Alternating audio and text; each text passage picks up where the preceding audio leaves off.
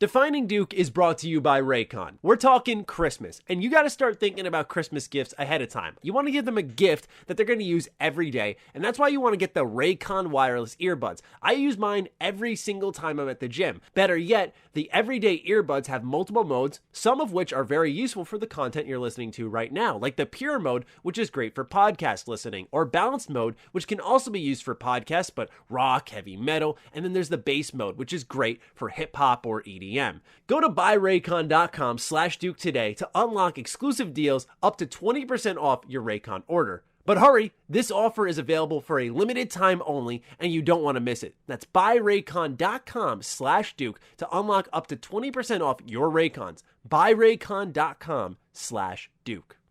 Defining Duke is brought to you by Chime. Let's be honest with ourselves, one of the most powerful meetings of the mind that you can experience in life is visiting a bank. What if you just ditched all that? You didn't have to leave your house, you could handle all of it on the go on an app, and honestly, you didn't have to worry about overdraft fees. That's where Chime comes in. When your checking account is running low, the last thing you need to see is a $33 overdraft fee. And now, you deserve to have that financial peace of mind. Join the millions of Americans already loving Chime. Sign up takes only 2 minutes, and it doesn't affect your credit score. So get started today at chime.com/Duke. That's chime.com/Duke. Banking services provided by and debit card issued by the Bancorp Bank or Stride Bank N.A. members FDIC. SpotMe eligibility requirements apply. Overdraft only applies to debit card purchases and cash withdrawals. Limits start at $20 and may be increased to $200 by Chime.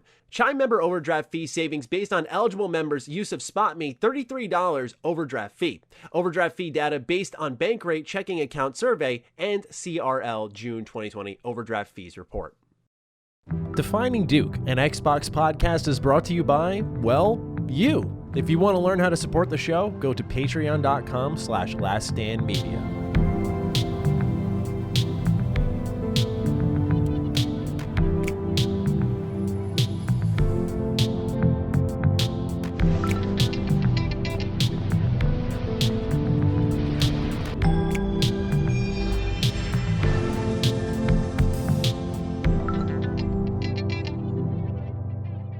Salutations, everybody. It is Maddie here today, and welcome to episode 44 of Defining Duke, an Xbox podcast. As always, I'm joined by the early one himself, Lord Cognito. Yo, the early bird catch the worm. Defining Duke. The Dukes are back. Put your Dukes up.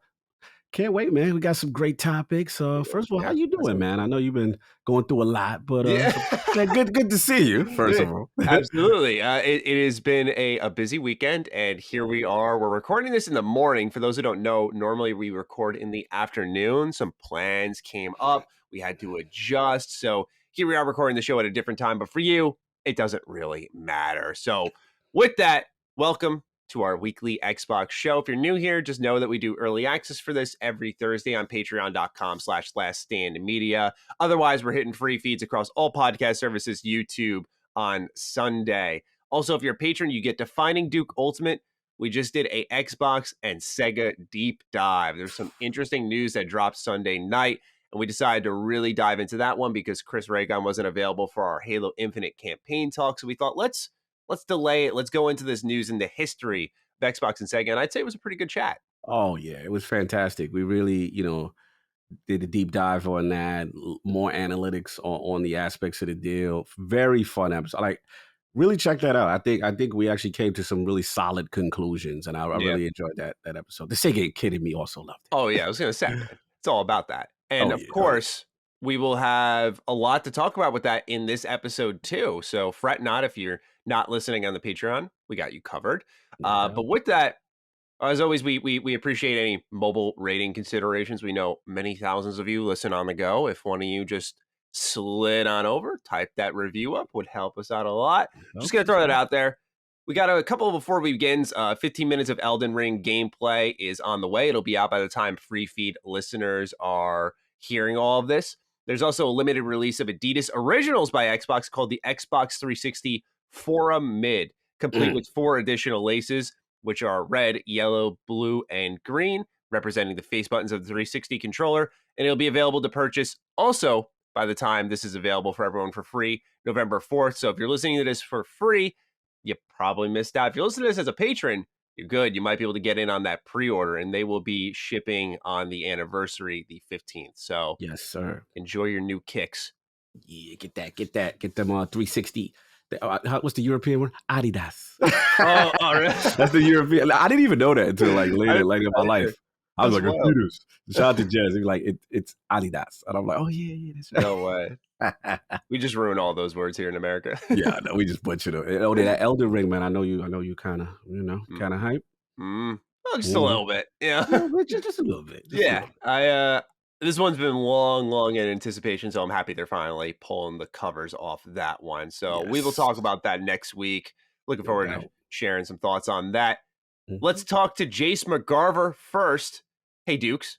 Just finished the platinum for Tales of Arise. That game was a blast the entire way through, and the ending was exactly what I wanted. After your talk the other day with little to no mention of Tales of Arise for Game of the Year, I'm actually shocked. It's hands down the best game this year. Story was great, combat was exceptional, there was just enough fluff like fishing and side quests. Really surprised more people aren't saying this, to be honest, especially with this year being considered a down year in gaming. It really stands out. Any more thoughts on this, Jace?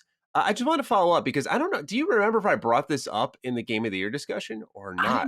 I didn't remember you bringing it up. So I was assuming that maybe you had did this on one of your videos on YouTube or maybe on Ham or something. But I don't remember on Duke you saying it. So maybe it was from another platform. I bring this up because this is like an easy top 3 for me this year. And I'm kind of surprised I didn't mention it. If I know I ran to Hitman. Hitman was a pretty obvious one, but I don't know how I leapfrogged this one. Like I thought that Tales of Arise was exceptional. I thought it was really, really good. In fact, it dragged a little bit at the end, but I thought the combat, the end game content was really impressive. Like there's a lot here. So if it was looking for a good JRPG, review up on my channel, but also just in general, it's reviewed extremely well. It's on Xbox too. First Tales game on Xbox since Vesperia.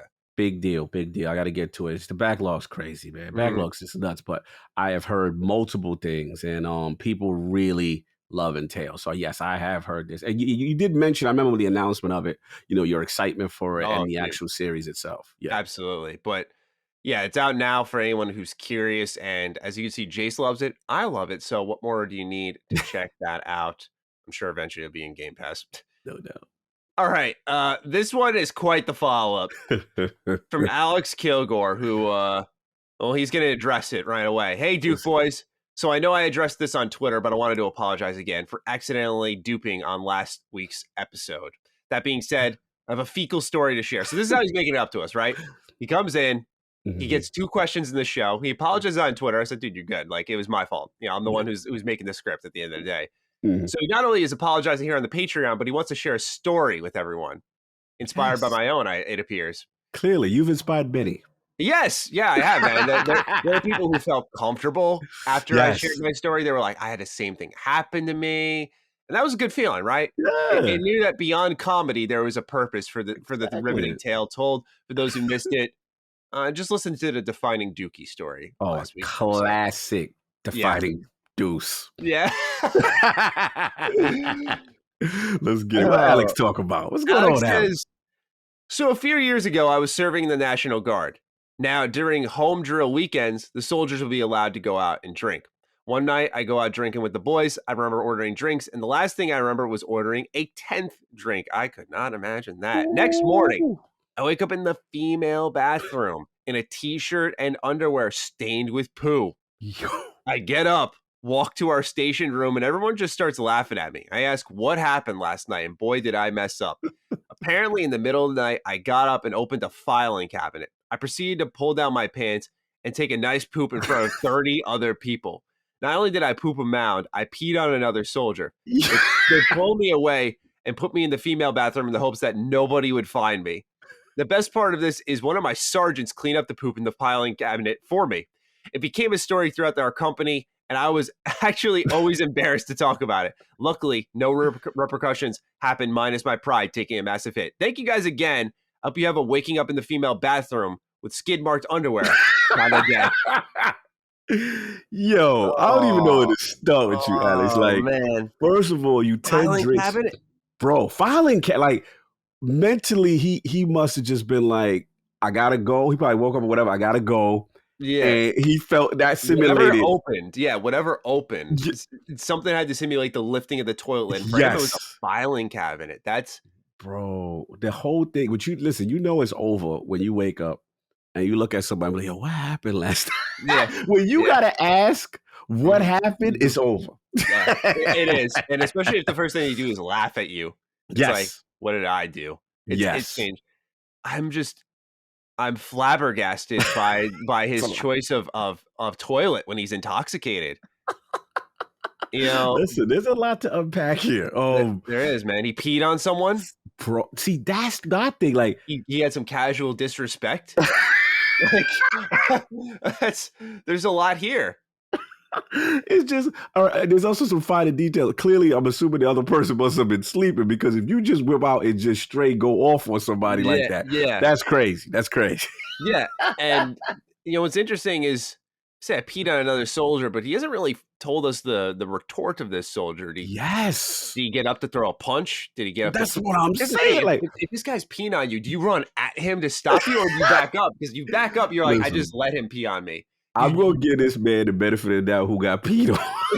Is that I'm gonna assume everybody was sleeping, right? It Yeah, was a wild night. He was drunk. He got up, and in his mind, he was going to the bathroom. The yeah. bathroom happened to be the file cabinet, and one of the urinals was the soldier.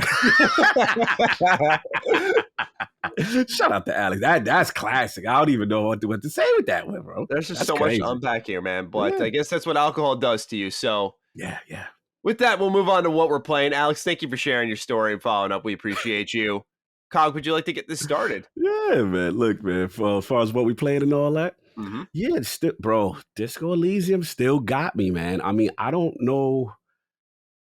I definitely got about close to 24 to they're almost getting to 30 hours now. I thought Oh, it might have been a short game. I didn't know. So I'm I thinking like, heard okay, it was shorter than people expected, but go on. bro, I guess what it is with me is there has like some side quests and stuff, Mhm. but everything is so interesting. I'm doing it all, and I guess Right. my OCD with the quest logs and stuff Mhm. like that. I'm like, I still ain't do this, and you know what I'm saying. So that's probably what it is. I'm probably not just doing only the main stuff because I find everything else so Mhm. interesting. But yeah, it got me. It got me, man. I'm still on a mission. I started Forgotten City that we talked about, but again, I can't really Oh, comment too deep because I'm really early. I'm like a couple hours in, and I had like a power loss, and then I'm like, I got to get back to it. But ah, from what I started, very cool. mm, Very cool, very choice driven. I want to know what's going on with this time loop. I want to know what's going on with this Roman time period. I love how it started. right. A lot of questions, a lot of mystery. So Mhm. I like where that's going. And then well, unlike Maddie, I'm not one of the lucky ones blessed with a Uh, Forza Horizon just uh, yet. You know what I'm saying? of So course.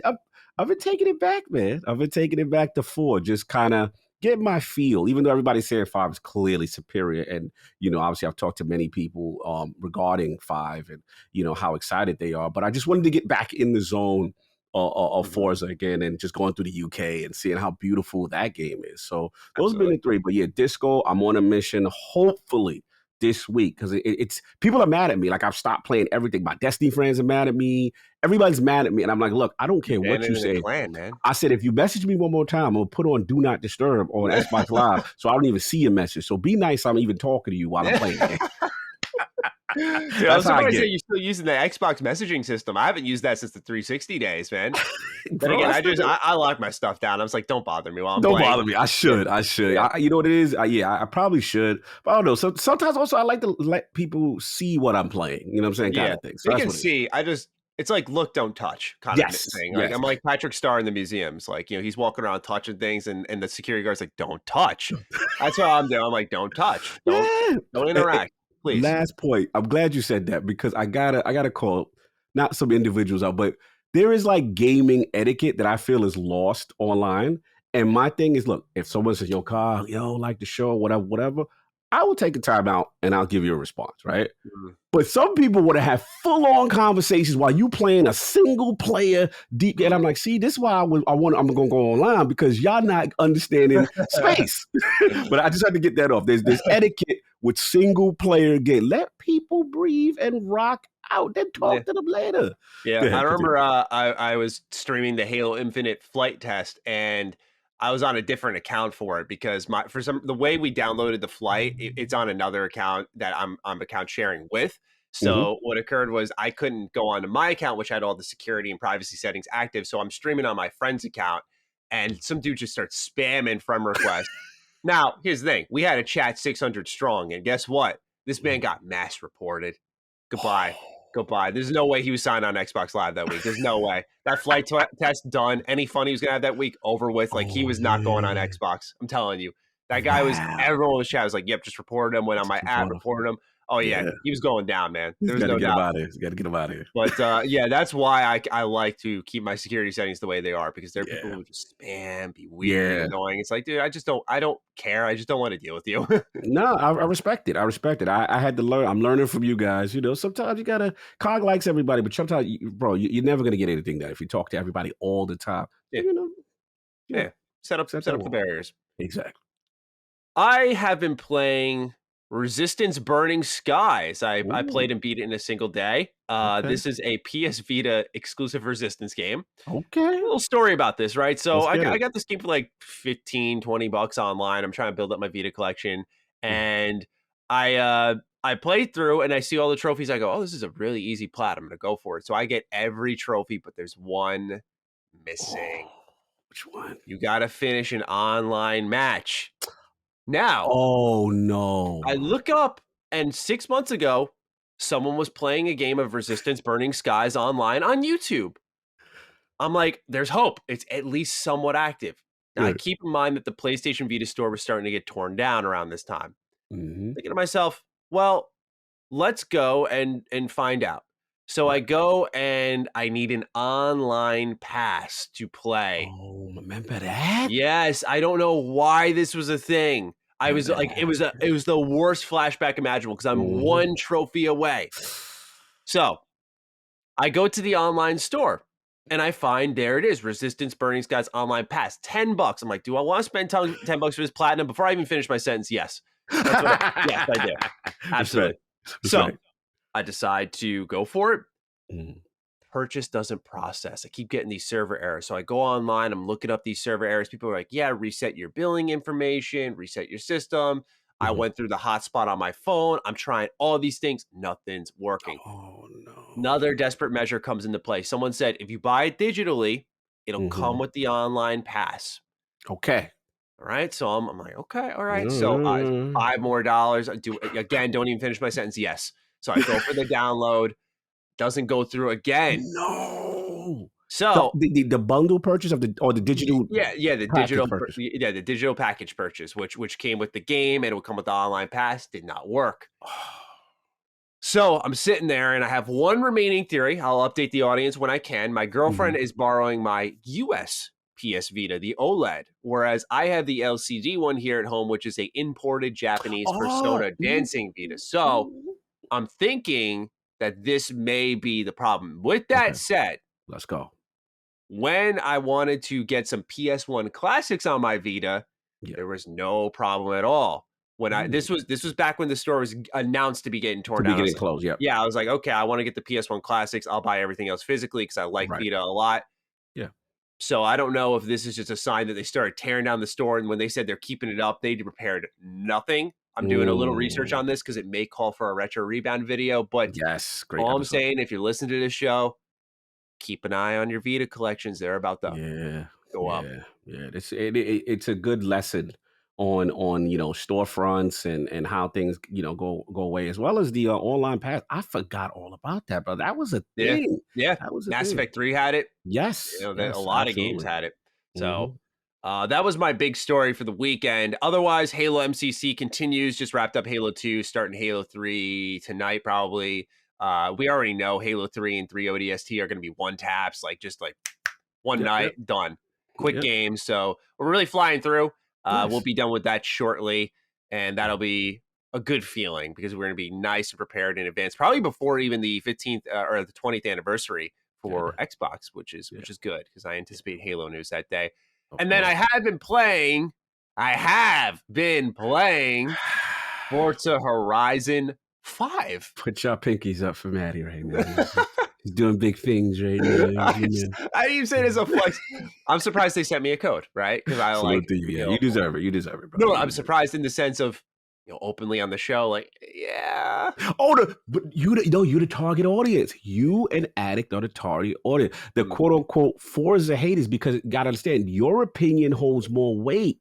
They're mm, gonna sit there and say, you know what, this guy don't really care for the series. So if we win this guy over, yeah, that's a big yeah. deal. That's a big deal. And so, some of these mechanics I know were in 4. However, I really haven't sniffed a racing game outside of a kart racer since Forza Horizon 3. So I'm coming in pretty fresh. I'm like the rookie, right? No doubt, no doubt. And I've been enjoying this game a lot. It's a little bit sensory overload at certain points, though, and that may sound weird for a racing game, but there's so many pop-ups of things you're earning, things happening, and it's because they're trying to get people like me, right? They're trying to get people like me going, look, it's not just a racing game. You're getting skill points, and you're getting perks, and look, Mhm. that thing over there, and that thing over there, and go off this danger point, and they just really hammer you. So Mhm. it can be overwhelming, believe it or not, which could be a good thing or a bad thing, depending on who Right. you are. For me, I was like, I'm not really crazy into racing games, so this is a Right. good thing.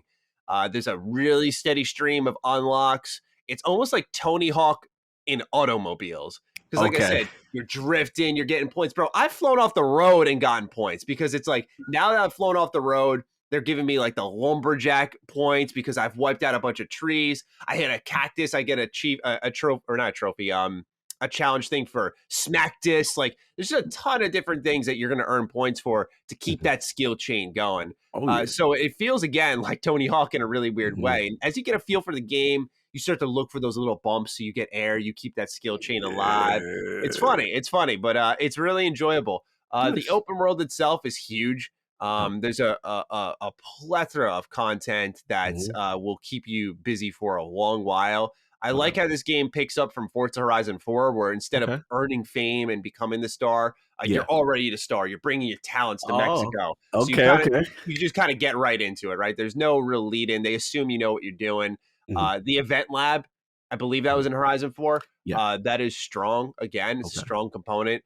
Very complex to build your own stuff, but a strong component nonetheless. Mhm. It makes it where if you don't like some of the game made races, circuits, you Yeah. can complete those circuits by Right. doing an event lab. And Okay. I like that because there were fun varieties. Like I did a stadium series truck racing thing where it was these tight rings, but we were all in these hulking monster trucks, like driving around in circles. Oh, So, that's fire. and they had a bunch of jumps. So you Yeah. could get ahead of your opponent by jumping over them, or you could Nice. like take the safe, smooth path by going to the left of the jumps and turning corners a little tight. So it was like skill versus speed, and it was really fun. So there's a lot of variety there. Surprisingly, drag races, circuit races, off road races. There's also some bigger showcase event moments where Okay. you'll race, but not quite. And I don't want to ruin that for people, but Right. they're embracing the wild and crazy with this game, and I think it's because you can start to feel like they're really going for people like me. They really are. Let me ask you this. For a person that's coming, you haven't played in a while, but like, the thing that seems to stand out besides all these cool things and the fun, like, is the graphical fidelity. Is it really hitting that hard? Like, is it really like, yo, Yeah, this is yeah, a looker? Like, yeah. Because even in performance mode, it's mhm. like insane. Whew. It is absolutely beautiful. It's Mm. constantly flexing. There's a lot of different Mm. biomes. I remember, dude, the first shot in the game to me is Let's go. like one of the best you'll see on Series X. You Let's drop go. out of the plane, Mm. you fly off a jump, Mm. and you're at the top of a mountain. You just see the whole open world from there, and you're like, damn, really Wow. cool moment. Okay. Say Really no cool more. moment. Say no And more. then when you're getting those danger jumps, if you're driving a fast enough car, you're in air for like a good 10 Mm. seconds, coasting along on Mm. the clouds, and you're just looking to your right, to your left, and you go, damn, it's a Sick. beautiful world. No doubt, no doubt. So it seems like Mexico was the good choice, just for biome diversity, Mhm. and then shout out to a couple people I seen talk about it. I'm hearing musically, it's rocking. We got some, Yeah, some, yeah. some nice cool tracks. Latino Mexico in the building. You Mhm. know what I'm saying? Yeah, a So little that's what's up. familiar because of Far Cry 6, so there's like that Right, you just came from parallel, that. if you will. Yeah, Yeah. that the same type of music and stuff, but Mhm. not a problem. Good. Just something worth noting if anyone is like me and played Far Cry 6. Yeah. But yeah, it's a good game. review will be up on my channel by the time everyone's listening to this. So Yeah. go ahead, check it out. Originally, I wasn't going to review it because I thought I wouldn't have more to say, but as I refamiliarize myself with mechanics, again, some of these may be, or I know rather, are in previous Forza games, but there was I forgot about, like tuning your car, taking a super engine, putting it in like this 1950s truck, and then just like speeding around races and blowing past a guy in a Lamborghini. It's like, yeah, like that was cool. It's fine. Really. Yeah. I'm looking forward to it. Attic is also in there. He's got it, you know, and he's coming from that same perspective, which is, you know, not a non-Forza guy, you know, so playing this game and giving his thoughts on it. So we love putting it up as well. Awesome. Looking forward to hearing your thoughts. And of course, the audience, as it's available November 5th in the premium access bundle, or November 9th for everyone else who's looking for Game Pass and all that stuff. All right, let's get into our warm-up questions. First one goes to Fort Worth Snake. Hey, Cog and Maddie. Wow, that sounds weird. I'm not sure what he's referring to on this, by the way. That's interesting. What sounds weird? Can't be the names. Yeah, it can't be the names. Is it because your name comes first? Do you think? I don't think I usually. Maybe. I don't know. I don't know either. But anyway, with the recent state of play seemingly being a bust with fans online who expected more, and Xbox's insightful history documentary, mostly CGI-filled events, my opinion at least, who dropped the ball worse, and what do you want to see going forward? Hope you all have a Fable news, oops, never mind, kind of day. Oh, too soon? Happy gaming, everyone. It is a little too soon, but let's talk state of play. We've discussed a format for Xbox in the past, right, of how we think they need something with all these companies coming in. Do you think, though, based off what's going on with state of play, that they still need that? Because we're seeing sometimes when you have a format, you're forced to make announcements that really are underwhelming.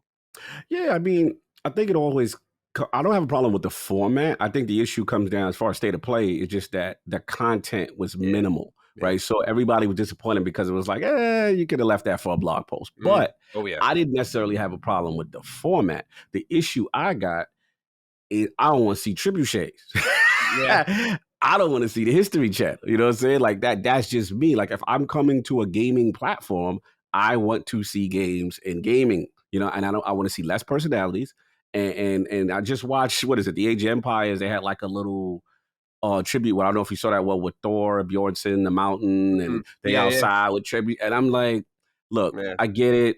You're promoting, you're getting everybody, the biggest characters, you know, around it for advertising. I get that. For a commercial, I get that. But like, I just don't want to sit there and learn about. Like, show me the games. I thought this is a simple thing. You're a game maker. Show me your game. That's where I'm at. You think, right? You think, but I don't know. Some of these companies just try to approach it to get a little too cute with it, I think, and be different. Doesn't really work out. Sometimes you just got to see the game.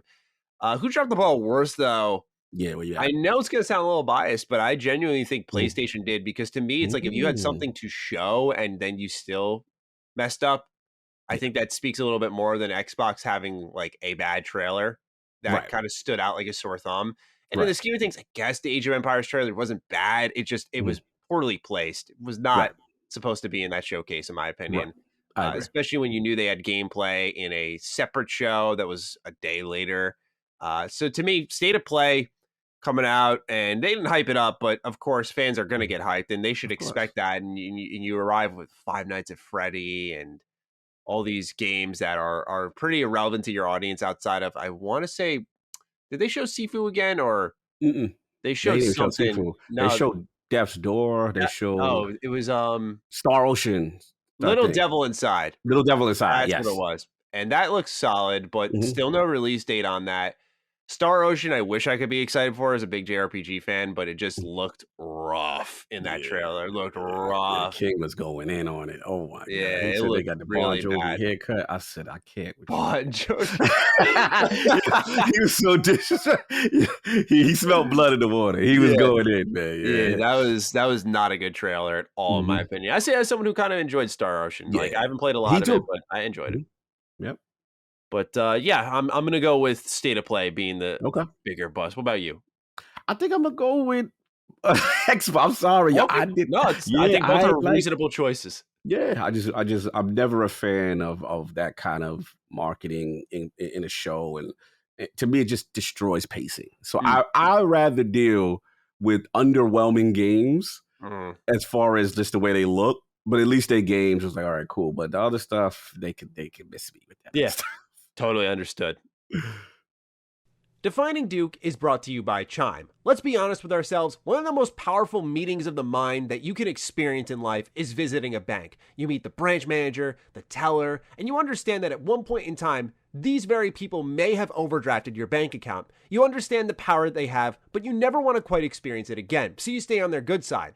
What if you just ditched all that? You didn't have to leave your house, you could handle all of it on the go on an app, and honestly, you didn't have to worry about overdraft fees. That's where Chime comes in. When your checking account is running low, the last thing you need to see is a $33 overdraft fee. And now you deserve to have that financial peace of mind. Join the millions of Americans already loving Chime. Sign up takes only 2 minutes and it doesn't affect your credit score. So get started today at chime.com/Duke. That's chime.com/Duke. Banking services provided by and debit card issued by the Bancorp Bank or Stride Bank N.A. members FDIC. SpotMe eligibility requirements apply. Overdraft only applies to debit card purchases and cash withdrawals. Limits start at $20 and may be increased to $200 by Chime. Chime member overdraft fee savings based on eligible members' use of SpotMe, $33 overdraft fee. Overdraft fee data based on Bankrate checking account survey and CRL June 2020 overdraft fees report. Let's go on to number 2 from Hustle and Motivate. Hello, Dukes. With the upcoming release of Forza Horizon 5, what's your favorite racing game, arcade or simulation? Have a Teenage Mutant Ninja Turtles in time is superior to TMNT Hyperstone Heist kind of day. Oh, Maddie, what thoughts on that? You're a Ninja Turtle connoisseur here, sir. agreed. Okay. Just want to make sure we good. Salute the Hustle. That's the homie. Hustle, Motivate, does the addict show, the homie addict. But good dude, good content creator. Absolutely. All right, good question. All right, so it's weird because I'm not really known as like the racing guy, but if you look at my history, and obviously Sega's part of that, I'm a disciple of Yu Suzuki, man, and even before Shinobi, which was my favorite game, you know, the arcade scene with Hang On and Super Hang On and Outrun. As a kid, I was drawn to that. So arcade simulation, arcade first, and then I grew into simulation. But like, yeah, I love all those games. I think it was cool as a kid to get in a motorcycle lead to the side. And those are awesome. I love that, man. So for me, and surprising, speaking of motorcycles, speaking of Hang On and all that stuff, one of my underrated, I actually like motorcycle racing games. You know what I'm saying? I actually like, there's not a lot of them, but the OG what is it, MotoGP that came with the Xbox Live Alpha, I was addicted to that. Oh, yeah. I told you about that game Ride that's currently out now, Ride 4, I believe, with the next gen patch that looks pretty amazing. The game's not the greatest, but so I say that. And as far as simulation, I give you some more gems. F1, I got into that hardcore with the pits and all that stuff. And I'll give you another arcade shout out. Of course, Outrun. I'm anything fun, you know what I'm saying? Like, you know, music, rock. Yeah, that's why Forza speaks to my spirit. Forza Horizon speaks to that, you know what I'm saying? As the next generation kind of version of it. But what about you? I know we don't, Last Stand doesn't get a lot of racing love sometimes, but you know, where we at with this racing stuff? When it comes to racing games for me, I lean in the direction of arcade, clearly. Okay. You know, of course, we could throw in kart racers, but I'll spare ourselves because, you know, I love Mario Kart 8 Deluxe. Like, I love playing that game. Just has such a good feel to it, man. Oh, it's great. Such a good feel. Great. But growing up, the racing game that I remember playing a lot on the OG Xbox was Burnout. Ooh, I loved Burnout. And honestly, the sadistic kid in me just loved the vicious car crashes, because what happened is the thing is, man, is I don't like racing games because I can't bump you out of the way. If you just blow past me, I got to sit there, swallow my pride, and just hold the wheel a little tighter and go, okay, I'm going to try to go catch up to him. Turn this corner a little tight. It's like, no, in Burnout Paradise, if you try to cross me, I'm sideswiping you and you're out of there. And that's it. A little slow-mo, car flip. That's what I'm looking for, right? And that game provides. And it does it in such dramatic flair. It's like you didn't just hit him off the road. Like, you ended everything about his life. And it's so fun. And the sound effects are great. I'm a big Burnout guy. Like, that's a series I could always go back to. Love Burnout. I got one more. You just got my mind racing. Remember, I said motorcycles my thing. Now you talking Burnout. You're talking about being Road Rash. Oh, I never Have played you, that one. bro? Such a good EA needs to bring that back. Okay. Like Road Rash was kind of like you these motorcycle misfits. You doing these street races, Hmm. but what was so crazy about Maddie? Like you could have bats and chains, and when you roll up on somebody, you can hit them in the head, and so it was Oh. violence on your way to positioning. Oh. And what made it cool? One of the best versions was the 3DO version of Road Rash. People, the OGs know, y'all know what I'm talking about. It came out in the Genesis, right? Okay. And it was a great series, but it was graphically at its height when it came out for the 3DO. 3DO didn't last long, but they Mhm. need to bring Road Rash back. I just thought about it. Look that up. So Yeah. the other thing about Road Rash, so you're doing these street races, right? Violence for positioning to the top, Mhm. but also you had the cops involved. And Yeah. the cops on those like chips motorcycles coming Mhm. after you, they were really tough. They try to get in on the race and knock you out and stuff like. So you had this extra dynamic with cop AI Yeah. while you're racing other street races, fighting, and it was crazy. You gonna make me play Road Rash now, bro? I miss it. That was a game. I I forgot about it. You got me on one that I used to play a lot as a Let's kid. It go. was MX versus ATV. ATV Oh my god. fire. Played that one a lot. A lot. So that was a good one. Yeah, again, in ATV, reason why I like that one, those dirt bikes where you do the big jumps Yeah. and the boom boom Oh, and dude. I So love great. that You stuff. ever Yeah, yeah. play Stuntman? What's up, man? Put me on. Put me It on. was a it was a car game. I wouldn't say it was a racer, but you were like this actor trying to do these death-defying stunts, but it was only in your car. Really? Yeah, and so you'd Mm. like escape from this big explosion happening, and you're doing this for a movie or something, and you just be like, What? yeah, it was an interesting game. I remember playing it a lot. All right. Yeah, What's it called? Stuntman, you said? Stuntman. Yeah, Never heard of it. I'm gonna yeah, check that out. All right. solid game. Anyway, let's move on to number 3 here from Takoyaki. Howdy there, M and C. First time writing in here. Gotta say, I loved your previous episode on Halo Infinite's campaign trailer. Well, welcome, Takoyaki, and thank you. My question is, assuming we do indeed get biodiversity in the open world of Halo Infinite, what else do you guys think could be innovative and new to the Halo franchise in the terms of biodiversity? Aside from the snow-like biome in Halo 3's desert biomes, how about a volcanic one? I know we got a little bit of that at the end of Halo 3, or ones with multiple small islands, maybe even an underwater one. I'd love to hear your opinions. Thank you. P.S. Those grass wiping, field running shit stories made me laugh so hard I had to pull over to breathe. Told you, That's man. how He you won were in the an episode. audience. 101. Great stuff, man. Shout out to Takayaki. Yeah, I thought about this. This is a good one because obviously we talked about biome diversity, us wanting that. We talked about the usuals, all that good stuff. I actually thought about one that I think would be really cool. You know Let's what I hear it. want, Manny? I want space Mm. Like, because like as in the beginning of Halo 2, where you're like Cairo Station kind of space. space. Yes, and then the reason why I want to expand on it is because remember how Infinite starts? He's kind of like, the second campaign trailer where he's like floating through space and he's Mm. going through and he's seeing the remains and before he gets the weapon. Oh, yeah, like that type of space. Yeah, like I want space, whether it's out and the gravity's not there or whatever, he's hopping around. Like Mhm. I would like that because as a Destiny fan, they just released when Beyond Light came out, they had a raid called the Deep Stone Crypt raid. One of the highlights of this raid is basically it was you're basically doing the raid in you take off and it goes into a space station and then you're doing it in space and there's this thing it's called it's the most beautiful thing in game. I don't care what nobody say. It's called Deep Stone Lullaby. This amazing soft Mhm. epic music, right? And you're jumping and you're jumping on space stations in outer space. You're Right. platforming, right? And you're seeing ships, you're seeing things go by. The music is outstanding. And it also, you know how like space, the way sound is, it's different. Yeah, yeah. Bro, it is like, bro, this thing will put you to it is so beautiful. I'm like, wow, this is peak Bungie right now. Nice. Outstanding music. And I would love to see Halo in this kind of environment where the chief is out there and gravity's playing. Like, I know I'm asking a lot, but I just think I he don't know if would you are. suit that. It would be a kind of cool thing. You know what I'm saying? So yeah, space, let's get the chief out in space more. Yeah, That's what I'm at. I like that one. That's a good one because Mhm. you've kind of seen it before, but not in full effect like you're talking about. Yeah. I What you got? I always lean into I always like tropical settings. I feel like we've kind of seen that Ooh. a little bit already, but Yes. I always like that. Okay. I feel like what's good about Halo as a series is they've sort of tackled a lot of the biomes that we've wanted to see on the rings. Um,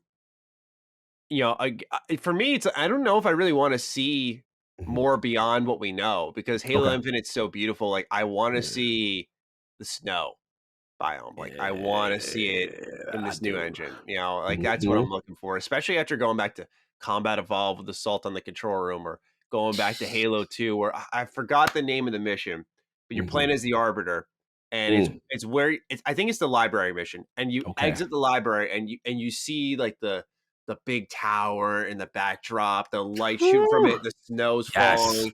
There's like a little sunset or sunrise happening. It's beautiful. Even Beautiful. when you go back to the classic, you're like, "Oh my god, man, they were on Sick. one here." It was crazy. Yes. And so it's really for me not even looking for the new. It's actually looking for the old for once. It's like Okay. I want to see these old settings that were clearly, by the way, when you look at Halo Infinite in general. And please, I insist, play Combat Evolved. You can see the inspiration there. Like I want them to just dig into that more and more and more, Yeah. even on a level of biomes for sure. Yeah, you got me tempted to go back. I was like, "Damn, like, can I I know. sneak it?" You got me I think tempted. you can. They're short games. Mhm. Again, I went through 2 of them pretty quickly. I would have been done with 2 a while ago. Shout out to anyone who wants to do co-op, by the way. Just know Yeah, that 2 co-op on yeah. PC doesn't Mm. work. We Oh, were having no. some big issues with that. Yeah. Yeah, it still doesn't work, and so I had to play that by myself, and then we're going into 3 tonight. So that caused a little Gotcha. bit of a delay, Ah. because what happened was his headphones broke, so we Mhm. couldn't play on Xbox, so we had to go to PC. I had to PC. install it, so that took a night because it's 150 gigs. You Oh can't god, install it's any of huge, the yeah. games separately. Yeah, dude. Mhm. I worked over on that one, Right. finally got in, and it would always crash at the same point on the same mission, so we couldn't get through. No. Yeah, so just be So were aware you for able those to who are launch it, but then it would crash, the co-op? the mission would crash and would boot us out. Like we would, Oh, and apparently we were reading no. online, it's like your settings had to be the same. So we both went into performance mode. That Yeah. wasn't working. Everything we were doing wasn't working. Like you had to This is be like, disheartening. yeah, it is. So just know that Halo 2, after a certain point, co-op just kind of stopped working for us on PC. Was it the Steam version or the Game Pass Game version? Pass version. Yeah. Yeah. Yeah, right. And we've talked about how there are certain issues with the Game Pass version, right? So yeah, that's really unfortunate, but Yeah. just a warning to anyone who's looking to do co-op. That just Yep. came to mind, so I wanted to let everyone know. Good gem. Good gem. All right, Monster Pontes 93 writes in, "Hey Dukes, last week we got the hysterical defining shit moment. Now I want to hear your most defining moment in your careers as content creators. The moment that really defined your careers in this industry and you knew this was my moment. Thanks, boys. Have a Monday morning start of the work week kind of day." I want to start with you, man. I'm Oh, curious. really? I Okay. want to start with you first. Uh I don't say this with an ego. There are a couple that I think Let's of, go. Let's but for go. me, Let's go. I think the pinnacle one Mhm. was the reveal of Fallout 4, which kind of Mm. feels weird because usually it's a thing you do, Right, but for right. me, it was like years of head work and Yeah. being like the guy who was just saying like it's got to happen. Here's why it's happening. I believe, I just kind of spearheading a group of believers who wanted Fallout 4 increasingly over time. And I don't think there will ever be anything like that with anticipation. Like it was a unique level of anticipation where I was building a channel Mhm. off of people wanting Fallout 4. I got to Mm. 90K subs just by the way, I talk Wow. about a ton of stuff, but I got to 90K subscribers by just talking Fallout 4 a lot This because is I was fire. very excited about it. That's So fire. Fallout 4 finally gets teased, man. I always tell this story, but I Mhm. always remember it, man. I remember waking up Mhm. that day and air just there was a smell. Before I even checked my phone, I had a little energy, extra energy than usual. I was like, it's happened. And I checked my phone and it happened. Fallout 4 was revealed. Ow! And yeah, it was just a big springboard. By the time Fallout 4 came out, I was at 200,000 subscribers. And Wow. so, yeah, that was kind of like the moment. And That's huge, there bro. were redefining moments as well, though, for Mhm. me. Like Let's go. when Let's go. Fallout Let's 4 get 'em. ended, you got to pivot, right? Mhm. And that was something I was young. I didn't anticipate that. I was like, "Oh, this is a huge game." I definitely thought it would go on longer, but Right. uh, it happened way sooner than I thought. Fallout 4's DLC support ending, so Mhm. I had to pivot, and there was like a lull. So there was a real test of Mhm. willpower Mhm. there, and it wasn't until What was the next one? It's really, honestly, it feels like this year, the last 2 years, Mm. because I felt like with 2018, I found my footing in diversity a little bit Yeah. because I was moving my way through a couple of games. Then 76 gets announced. 76 is a botch, so I really had to pivot at this point, Yeah, for sure, for sure. big time. And Mhm. yeah, and so really wasn't until 2020 where we started working on The Last Stand, and my girlfriend was like, "Start putting your face in your thumbnails. I think it's gonna work." It did. Start using your Mm. camera more. It worked. Like there was a lot more of a Nice, personality there that people nice, were interested in and felt was authentic, which is good because that's what I try to nice. do. So that felt like a defining moment. And then probably the most recent one was Mhm, beyond defining Duke starting up.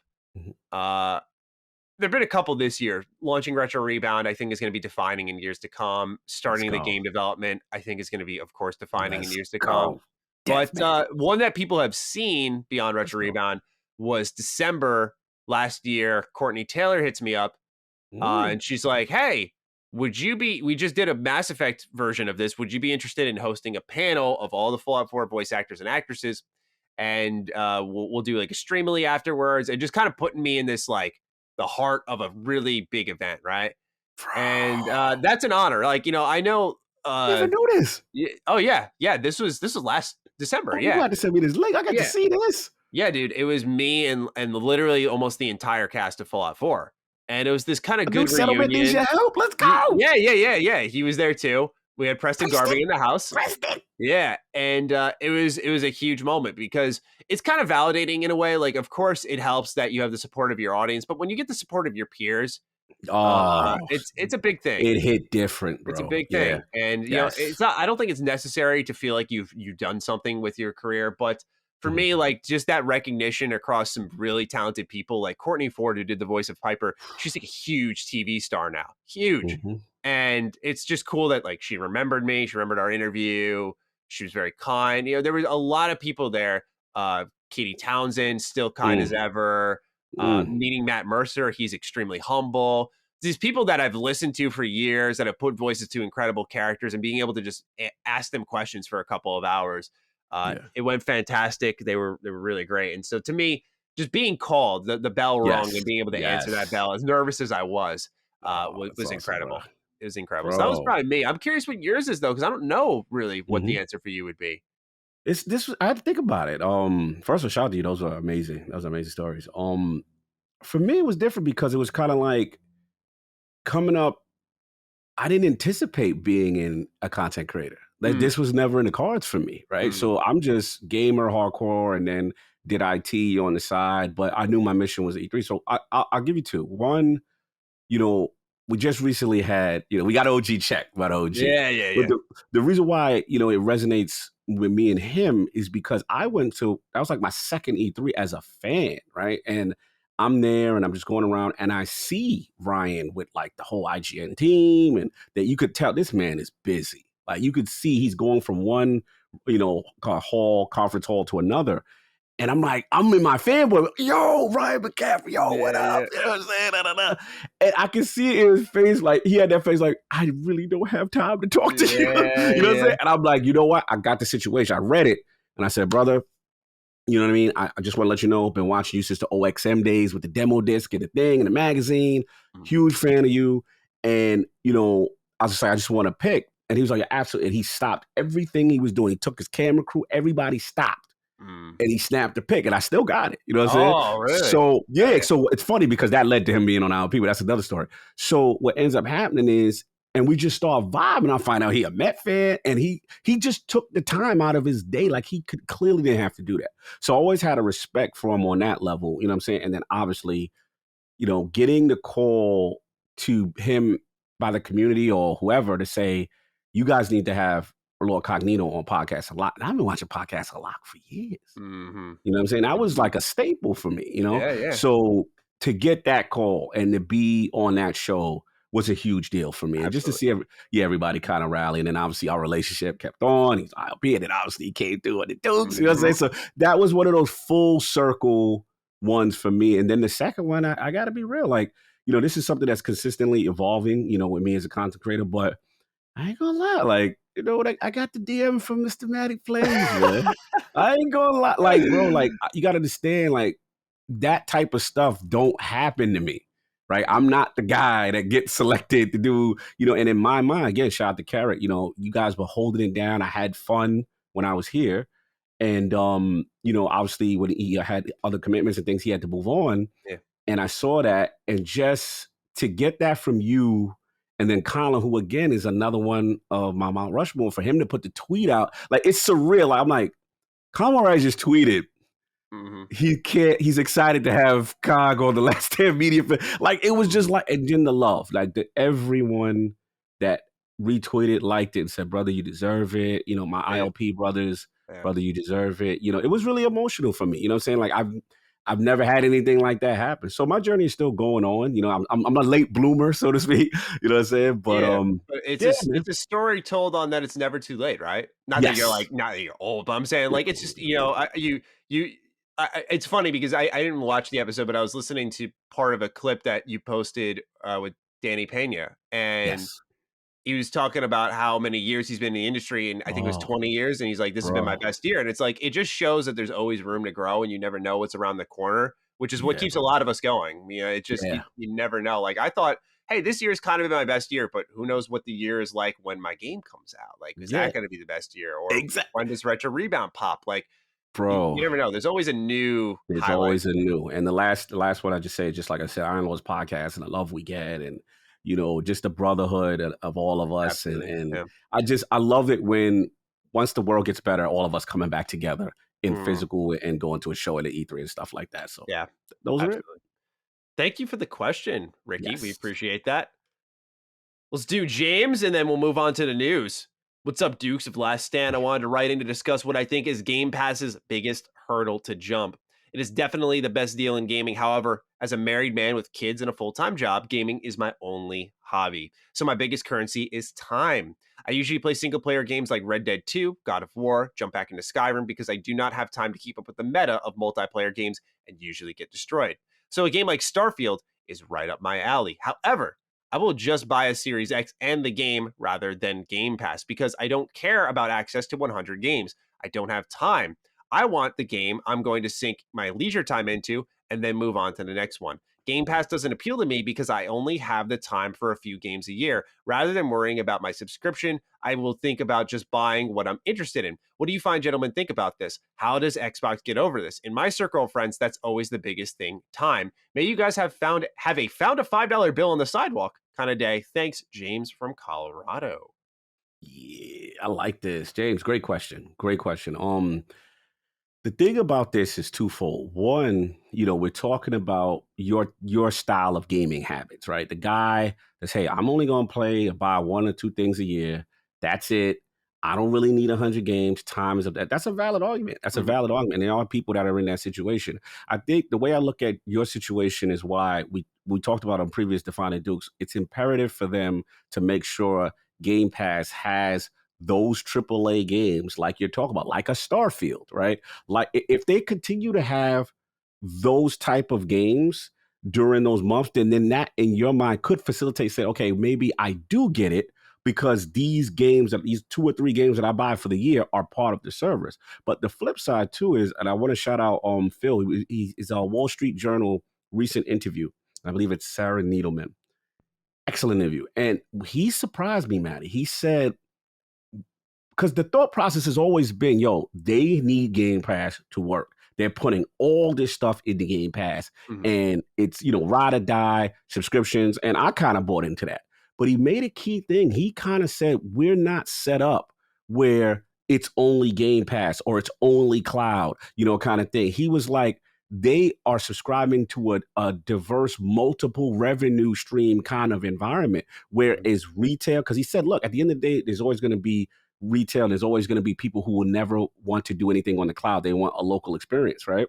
So, and he even mentioned with Game Pass, like, look, we understand not everyone is going to jump into that. So the way their model is set up is this diverse, multifaceted model where they don't care. Like, okay, you don't like consoles? Great. go to PC. You know what I'm saying? You don't like PC or whatever. You don't want to buy one or two games. Fine, buy the physical. And I was surprised to hear them say that. And saying Mhm. Sachi's on board with that. So I think, like I said, you got to do what's best for you. That's kind of what he was going at. Do what's best for you, and we are going to facilitate as far as the model. So Yeah. great question, though. Great question. Yeah, absolutely. And Mhm. I think the way they try to grab people like James is they do like the $1 for 3 months deal. I just saw Right. they did that for non-subscribers. So they Right. can kind of get you in the door. So if you want to get something cheap, you can. Mhm. But I think as Cog said, the really big key here is them having those big games day one. Yes. Not that you have to wait for them, right? Because you said times of the essence. So you're probably going to buy those big games you're looking forward to day one, especially as a man with a job. Mhm. So you value when that experience comes through, and you're going to focus on that. But I think if they have more of those big AAA games sitting there in the library month after month, by the way, we're not talking just quarterly, like month after month, like it's going to take a lot of investing once this thing gets big. Oh But yeah. if they really have something set up like that, it's going to be one of those things where even though time may not be a thing you have a lot of, there's Mhm. so much that you'd be walking away from that you would have Yes. access to. I tell Yes. people all the time, though, Mhm. that while it's not super convenient because with subscriptions, you just kind of subscribe, forget about them, Yeah. Yeah. that it's always, I even mentioned in reviews, I'm pretty sure that you can Mhm. always just sub up for a month, play Yeah. that game. And if money's tight, but you want to experience that game, you really want that, pay $15, play it for a month, Yeah. unsubscribe. Like you can do that. So Totally fine with keep that that. in mind too if you're trying to save some money. But if Mhm. you're a man of means and you have the money, then go out and buy that copy of the game. Certainly, Game Pass isn't the only way to do it. But Agreed. I don't know if there's a real hurdle to this because the main thing that keeps Game Pass going is its cycle of content of giving Right. you tons of things to play. And I think for most people, even if they can't use that whole library, you kind of know the next thing is in there. And for me, I'm a man of just supporting a subscription service like this because I want it to grow. So even though I'm not in Game Pass all the time, I just try to keep it there to be a number, to be honest with you. But I understand where James is coming from. Absolutely. Defining Duke is brought to you by Raycon. It's the most wonderful time of the year. I mean, yeah, we got Thanksgiving, but who cares, right? We're talking Christmas, and you got to start thinking about Christmas gifts ahead of time. Unless you're trying to give someone a gift card, but that's pretty much saying, hey, I got this last minute. You don't want to do that. You want to give them a gift that they're going to use every day, and that's why you want to get the Raycon wireless earbuds. I use mine every single time I'm at the gym. I fire up Secret Symbols, I fire up Xbox 2, any other podcast of my choice. I pop in my Raycon earbuds, which never pop out while I'm working out, and away I go. Better yet, the everyday earbuds have multiple modes, some of which are very useful for the content you're listening to right now, like the pure mode, which is great for podcast listening, or balanced mode, which can also be used for podcasts, but rock, heavy metal, and then there's the bass mode, which is great for hip hop or EDM. Go to buyraycon.com/Duke today to unlock exclusive deals up to 20% off your Raycon order. But hurry, this offer is available for a limited time only, and you don't want to miss it. That's buyraycon.com/Duke to unlock up to 20% off your Raycons. Buyraycon.com/Duke. All right, let's move into the news with that. We got an exciting number one this week. Microsoft and Sega are two companies that have been familiar with and worked closely with one another since the inception of the original Xbox. Late on a Sunday night, the two have announced a new alliance designed to create new strategic titles and establish a next generation development environment. This team up is formed through Microsoft's Azure cloud platform, where Sega will be using it to move forward with their Super game, which is defined in the press release as a new initiative for developing new and innovative titles where the key focuses are global, online, community, and IP utilization. The partnership is deemed to represent Sega looking ahead as this cloud platform meets their needs for the mid to long term strategy. While the press release states that Microsoft is forming this relationship, make no mistake that this is a deal for games first. The woman spearheading the movement is Sarah Bond, the corporate vice president for game creator experience and ecosystem at Xbox. She shares some thoughts on her personal Twitter account. My love for Sega and their games date back to playing on my Dreamcast. It's been a delight to lead our partnership with Sega, and I'm thrilled to take it to the next level, creating novel gaming experiences using the power of Azure. Can't wait to share more in the future. In a strategic portfolio shared May 2021, the plan is to have this super game be a thing within 5 years. Another part of their long term strategy worth mentioning, according to this portfolio, is their desire to use old or dormant IP. Apologies for all the stutters, by the way. It is early, so Nah, you good, bro. your You boy's good. going to be tripping all episode, I think. Nah, you good, bro. Anyway, let's get some initial thoughts on this one, Cog. Microsoft, Hmm. Sega getting together a strategic alliance. There's so many times we've seen these two work together. There was another one brought to our attention by Eccentric Giraffe that I want to highlight, and then I'll Yes, let's dish it get to it. you. Hmm. Duke and Lord, with the strategic alliance announced between Xbox and Sega to bring forth a new super game, as quoted by Yukio Sugino, who is the head of Sega, is this one step closer to the never ending cycle of the Xbox Sega acquisition.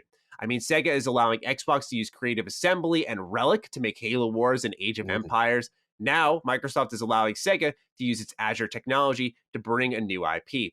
It just keeps making more sense. Thank you, Duke and Lord. I tried to kill a spider, but broke the egg sacs, and now all the little spiders are running around. Kind of day. It's particularly morbid. Yeah, it's very morbid. It's very morbid. Yeah, yeah. Shout out to Legend. Yeah, he good catch, man. One of those things we talk. Listen, y'all better get on this Defining Duke Ultimate. Like, y'all need to stop playing because we out here giving you premium content, and that one we dug deep, man. We Yeah. bring it out, strategic portfolios, what's going on in the boardroom. It was deep, man. But look, the long and short of it is initially, I was, I'm a big Sega fan. I'm trying to keep my emotionality out of it and just try to look at it on face value. I do think there is more here, right? And the reason why normally I'd have been like, oh, this is just like the Sony deal, right? That, oh, they're just doing a, partnership and it's just, you're going to use the cloud. We're just servicing the cloud. No, it's actually a little more. And I actually dug a little deeper. When you look at the Sony deal, right? The key term, it is called a strategic partnership. If you look at the actual deal with Sega, they're calling it a strategic alliance. And there's a difference here. I just want to read this real quick quote about strategic alliances. And it basically says strategic alliance is different. Rather than a single purpose partnership, alliances are formed to combine the resources of two companies across a range of complementary skill sets or other assets. While alliances may be established with a specific outcome in mind, in software development, so on and so forth, the result can be brand new offerings that combine components of each partner's products or services, and it can simply be the bleeding of industry know-how with unique technological capabilities. So we know that this, basically I say that to say this. This is more than, okay, we'll trade you this, we give you our Azure, and all you're doing is giving us the sensors as far as the Sony deal. This is working together towards a goal, and they've had this relationship before. We've seen Fantasy Star Online. We've seen them praise, the backbone of Azure and stuff like that. And obviously we've seen them with Game Pass and moving things over the Yakuza Like a Dragon series, things like that. I do think this could potentially set the foundation for continued work. And the key point, like we said, Sarah Bond, right? Affectionately in Xbox community, we call her the queen. We call Phil Dominus Maximus Aurelius. You call her, she's the queen. She is, some people feel even being groomed to be a potential success or have more roles within the company. And for her, right, to be an Xbox representative, that's the key. With the Sony deal, it was Satya, right, who represents Microsoft, Azure. This is Sarah Bond, who's key with Game Pass deals, indie games, right? She's heading this. And then she's professing her love for Sega. And I used to be there. All I'm saying is it's just one of those moments where I'm not saying right now it's an acquisition, right now, I'm not saying that, but it could be one of those moments that if we look back, this is a nurturing, right? This is years, even since the OG Xbox, Sega and Microsoft, Peter Moore coming over in 360.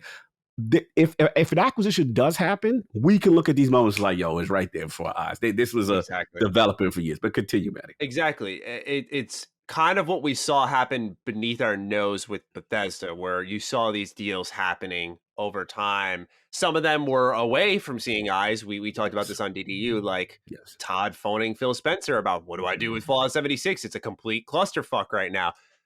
So there were things that we see and don't see, but a lot of the things we do see with Sega are public facing, fortunately. And it's been since, again, the inception of the original Xbox, with something like Jet Set Radio Future coming there day one, right? Love that game. Hoping that comes Five back on the class that needs to come anniversary. back. It needs Woo! to, man. That game's aged phenomenally well on a North South Yes. front. Anyway, I don't want to drag us too far off topic Hmm. here. There's been a long-standing relationship where those key touchstones are going to be there, that when they, if they, sorry, do get Hmm. acquired, it won't be as baffling. It's going to be one of those, kind of like we saw with Sony with Insomniac, buttering them up for years and years and years, and eventually they pull them in. Now, Sega, Hmm. I think, is a little bit more self-sustainable, right? They can Yes. hang on their own. They got their pachinko machines, their Hmm. arcades. They got a Hmm. ton of popular IP like Sonic. Sonic's a big movie franchise now. Not to cut you, but No, even please. with that, they've leaned their division down. Remember, they finally separated the Mhm. pachinko stuff and whatever, Yeah. and then now they kind of continue. Continue. I see you Yeah, saying no, this. but exactly. They've been profitable on their own for a while, where they could just stand as a strong partner with Yes. Xbox. But I think you could say the same about Bethesda. Mm, Eventually, it's about, I think Xbox wants to get Sega, just because then you have, if Bethesda's operating on their own, which they are, right. Right. beneath the Xbox banner, I think Sega could join the Xbox family and do the same thing, and sort of be a arm that reaches out to the Japanese community. Now, Sarah Bond mentions, hey, we're working with 200 Japanese developers on games. These are going to be Game Pass games. These are going to be exclusives of some kind. So Japanese games are on the way. Yes. When you see this news Mhm. combined with what Sarah Bond said, combined with the Game Pass stuff, now I'm starting to see something that's less performative and more taking action for Xbox. And this is Yeah. significant news for Japan, because Yes. we're seeing what the cloud's going to do to change that region for Xbox. We're seeing progress being made in significant strides, because we're seeing, of course, the cloud-based MMO, which they're going to take Hmm. those trade secrets, they're going to bring them right to Hideo Kojima, one of the Oh yeah. most prominent Japanese video game directors, if not the most. And now you got some more secrets that are going to be developed with Sega. And eventually they're going to have this cloud based game development platform that's so tantalizing, so powerful, and so accessible. Because make no mistake, this is a move that Sega's going to make because of what happened with the pandemic, right? They're like, hey, if we got to go back home, if we have to quarantine for a little bit, whatever, we have access to our tools. But having all of that there is going to bring in developers from all over the globe. Bro, you gotta understand like how excited I am. And again, I'm a person, I'm very good at separating my emotionality out of stuff. Look, of course, this is a dream scenario if they, get acquired. Of course, dream scenario. We get those classic IPs. You get your Jet Set. I get my Shinobi. You know what I'm saying? Like, Yeah. these are dream scenarios. But what it is the reason why I'm excited is because you can see potential building blocks towards something special. And it's exciting, man. This is cool. So I definitely agree. I think that we got to keep our eyes open. What's going on Mhm. here? I think it's the other point I want to make. I want to shout out my brother from Primetime Gaming. I was recently on their podcast. Shout out to Boom. Shout out to Everborn. Shout out to Ken Santi. It made a good point. We talked about strategic alliance. The last thing we talk about is what's that term? Quid pro pro. That's how you say it. Quid Quid. I pro always quo there you or go. something like that. I always butcher it. So right now we're seeing what Microsoft is going to give them, Mhm. right? Initially, right? And it's funny because sometimes I feel right now we haven't seen the other side of what Microsoft is going to be receiving in this strategic alliance, and that to me is exciting. And I don't know if it's immediately right now, but who's to say? Like when the anniversary comes down, you start to see more of a Sega back catalog stuff kind of come in the back cat. You know what I'm saying? Who That's what I'm listen on? thinking. We saw them slides on DDU, right? Where Yeah. where they're talking about bringing back these classic IPs that's been dormant. There's a lot of potential here. Yeah, and you see them bringing back the Sega Genesis collection for Switch Online expansion pack. It's like, okay, they're making use of that old library. The anniversary coming up and a lot of history there. I'd be actually kind of surprised if we didn't see anything at this point. Mhm. There's just such a significant foundation there. We do see a little bit of what they're giving with. I thought this was an excellent point by Giraffe to mention that Mhm. Relic and Creative Yes. Assembly's involvement in Xbox. That's huge. That's That huge. was something that we hit a lot of the major things that have happened between these two, but that was one that was missed in DDU, Yes, good and point. it's another sign that these two are just trading back and forth. Back and We've forth. heard a lot about Sega's love for Game Pass. They talked about in Sega Europe how Mhm. 2 Point Hospital was doing phenomenal because of Oh yeah, Game shout out to Pass. Hogue. He put me onto that game. Yeah, That game's amazing. yeah, I man. love 2.0 stuff. Yeah, Yeah, it's I really haven't good. played it. I know Jez really liked it too. I saw him Oh, posting about it. so good. I laughed at her. I had him what I was like, what? He's like, I'm Yeah, telling you, and I ended up I had hit. I was like, yo, you was right, bro. And the, it's a game, man. Great game. Great game. exactly, man. It's Mhm, it's these types of things where what's happening is I think if this alliance is successful, and mhm. by successful, I view it as they're able to accomplish whatever this super game is, which we'll talk about in a Exactly. moment. Mhm. They will probably end up joining with Xbox. The reason for that is because what Xbox is clearly trying to do is they're targeting Sega with their services. And what they're trying to show them is you're better with us. You're Yes. doing better with us. Your Game Pass, or I'm sorry, your games in Game Pass, Yakuza would not be as popular without us, which is, I Factual. think, true. Factual. It was locked Yeah. down to one thing and multi-plat. Now Game Pass continue. Yeah. Continue. Yeah. You look at 2 Point Hospitals we mentioned and their praise of that.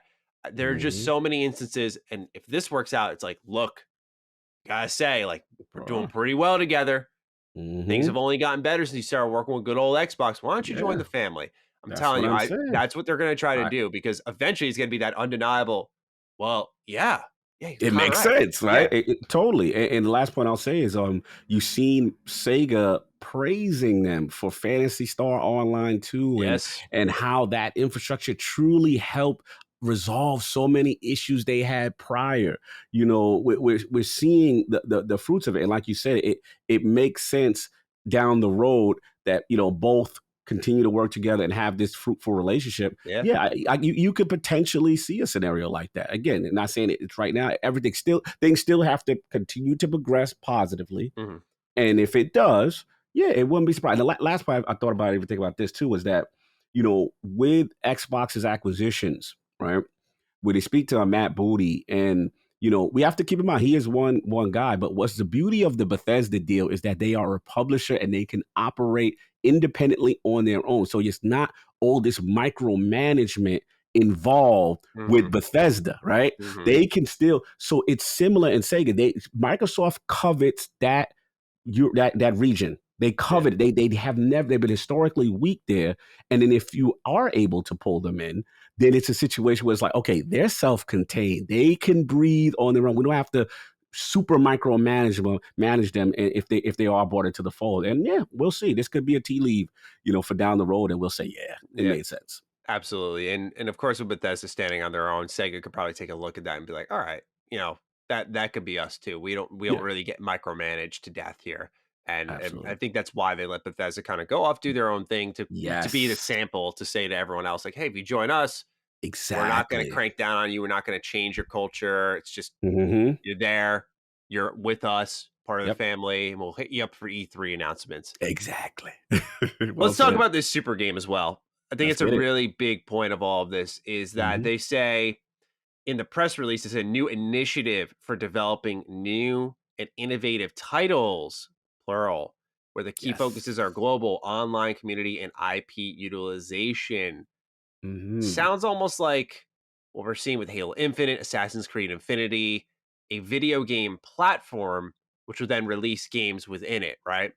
Possible. And that's what I'm reading from it. But what is your takeaway on a super game?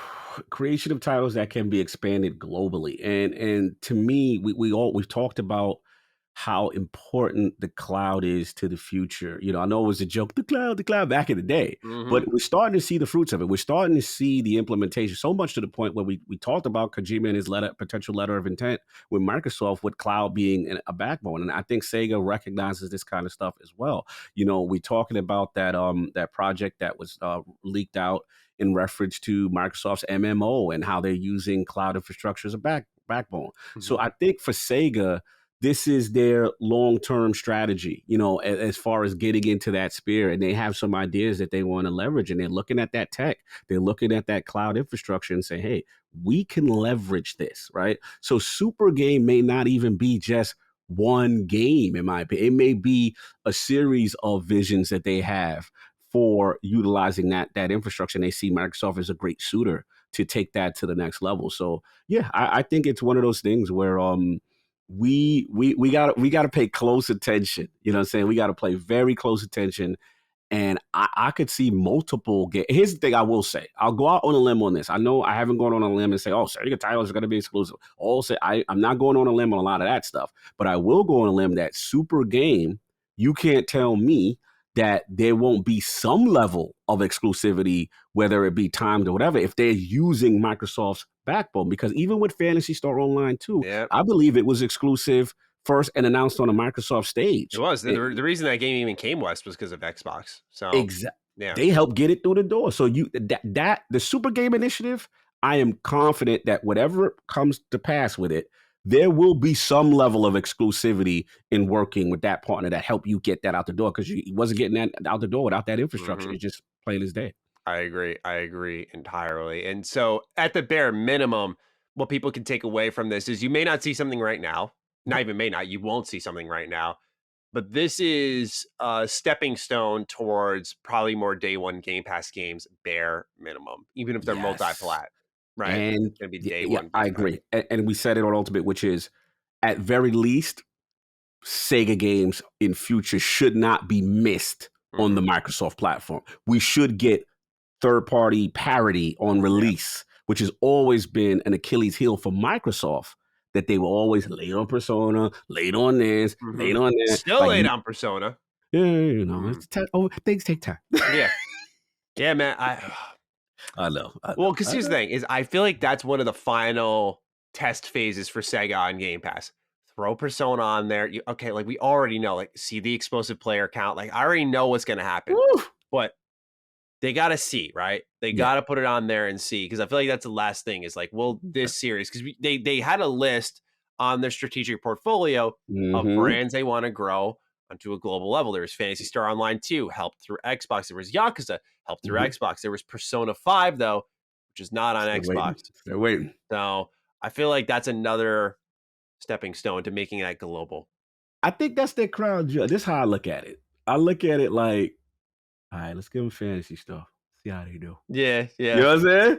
All right, Yakuza's next. You know what I mean? Like, to me, you save that. That's their Persona's kind of like, I would say the Elder Scrolls, but it's they value this thing, man. Like, it's and Sonic is up there too. You know what I'm saying? Now, Total War. What's up with Total War? Did we get one yet? I forgot. I don't know about Total War at all, to tell you the truth. But as we talked about on Ultimate, even though it's not on this list, Football Manager is in Game Pass day and date, and I believe coming on when we get into the list. Yes. And we talked about how huge that is, right? So, I think Persona is the one where they're saving their baby, their most prized, to let the other ones go out, and let's see as this alliance continues. They've literally, outside of Total War, forked everything out, right? Think about it. Minus Sonic, which Sonic, I'll be honest, doesn't really need it.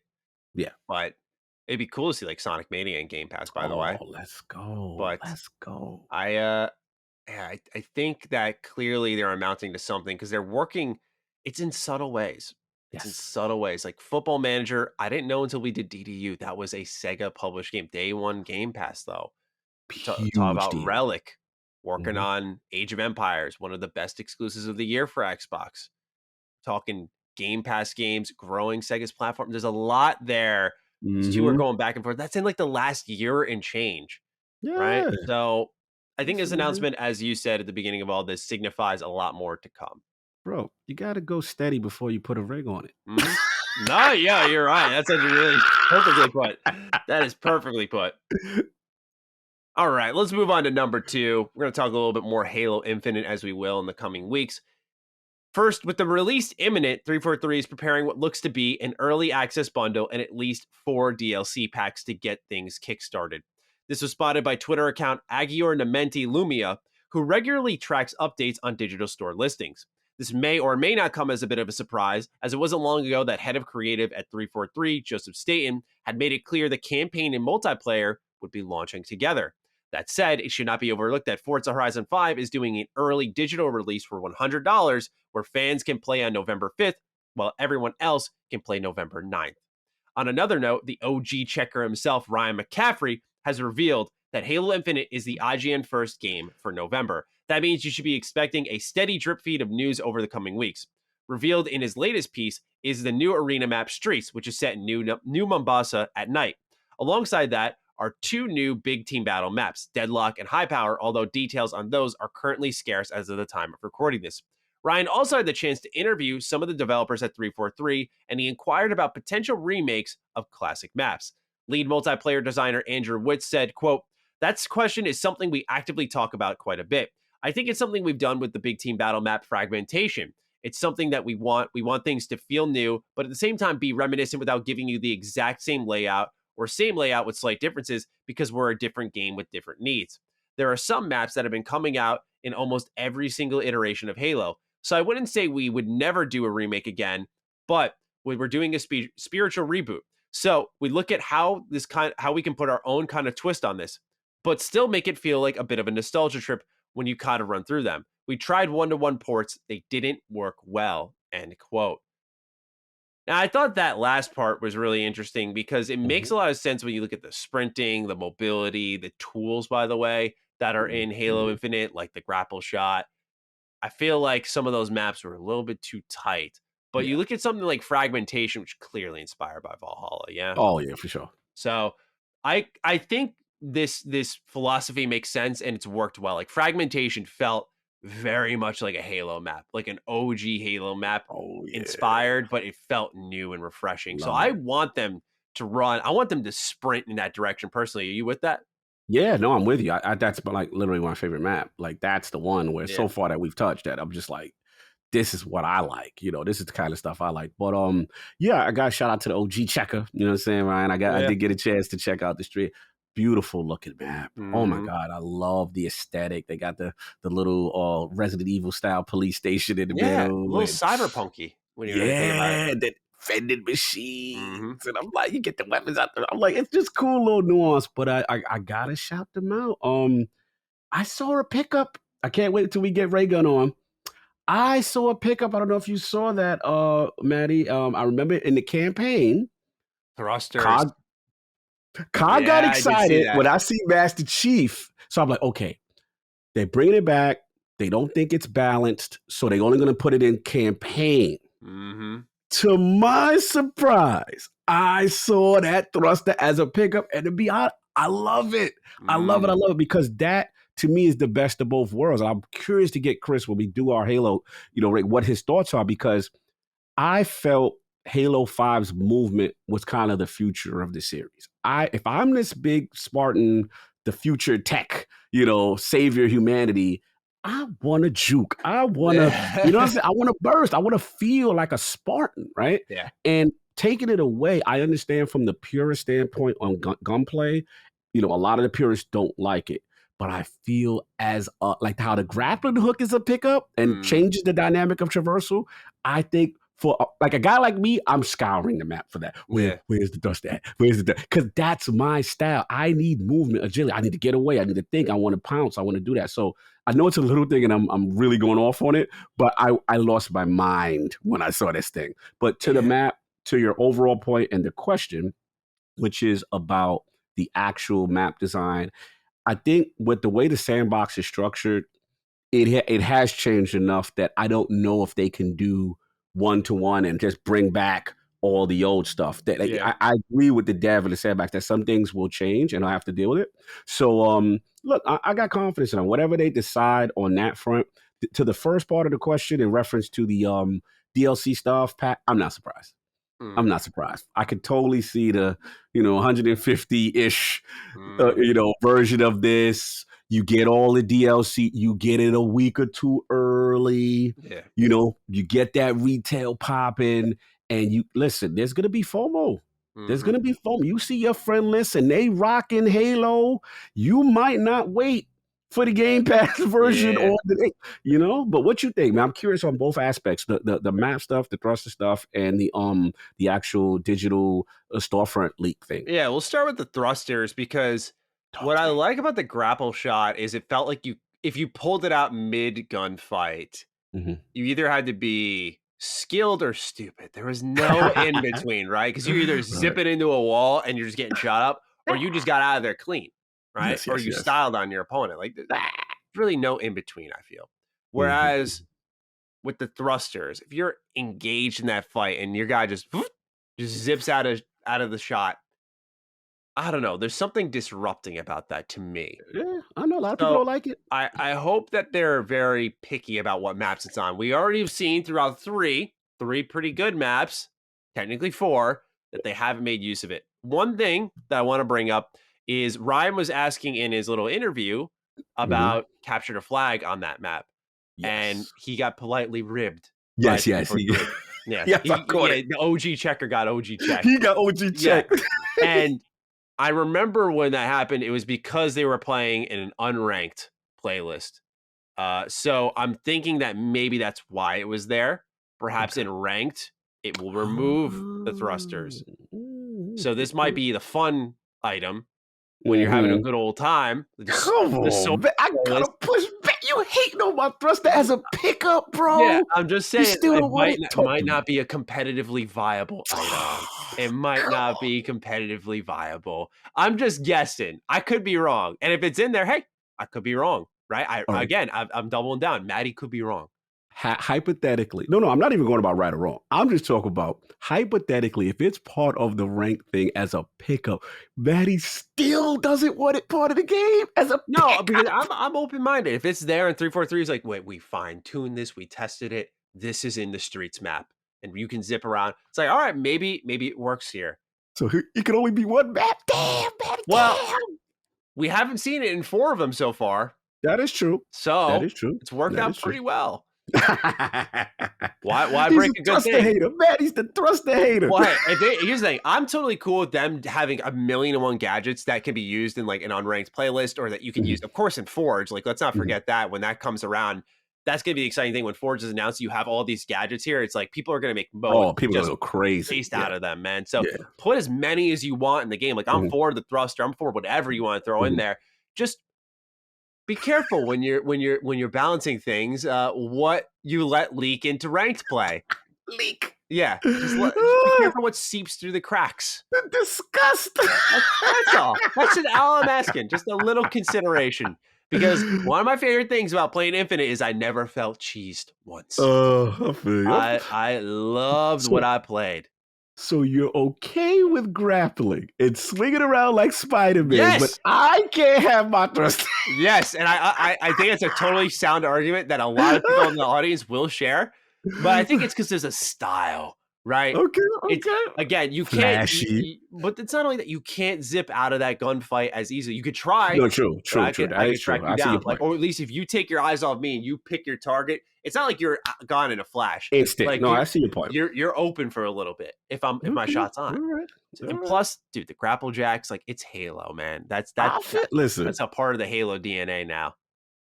I disagree, but I understand your logic behind it, because your point is like, look, the thruster is like the easy get out of jail free card if you're in an engagement. Yeah. Whereas if you pull the grapple hook, it's like ow, ow, ow, ow. Yeah. You're having a shot. Exactly. Exactly. It's the same thing as the what is it?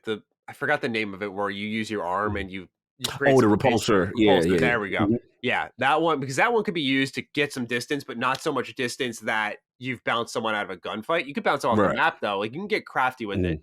Or you could bounce the ground and get above them. A lot of ways that you can handle that.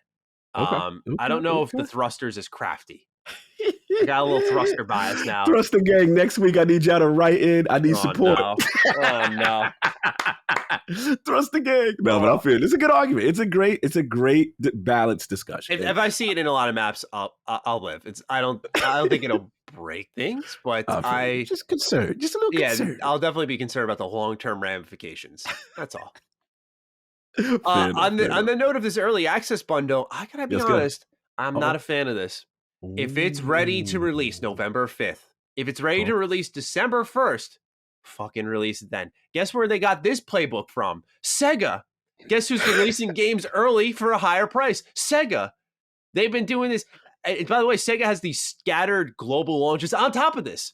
Yeah. So you got something like a game's coming out in the US February 23rd, but it's available in Japan the year before. But then you could pay for early access to get the 18th of February. It's like, dude, Come on. If it's ready, then just let us buy it then for a Listen, man. fair, flat price tag. Like this early access FOMO targeting bullshit is so annoying to me, especially with Halo. Ooh, bro, Oh, I hate to break it to you. I think this is happening for sure. here's the other thing, right? Mhm. What do you think the price of this bundle is going to be? Because think of it this Oh, way. it's gonna be crazy. Think of it this Mhm. way. Free to play multiplayer. So are you about to pay $100 for a campaign? Pretty much, because Right? this is how, to me, learning about this is how they marketing wise are thinking. Because I always thought the same thing. Like, why would you pay for this campaign? But if you say, hey, you get these 4 DLCs, Mm. season pass style, so to speak, all bundled up with a play now, even if it's a week, dudes are gonna do it. They are not gonna be mentally strong. I'm one of them. Listen, I'm bending the knee right now. I'm telling you, if it's I will $200, too, whatever, by the way. I'm bending the knee. I can Yeah. sit here and fraud, like morally, I'm not. The Halo, there's no way, Maddie. I'm gonna look at my friend list and I'm gonna see everybody having a party.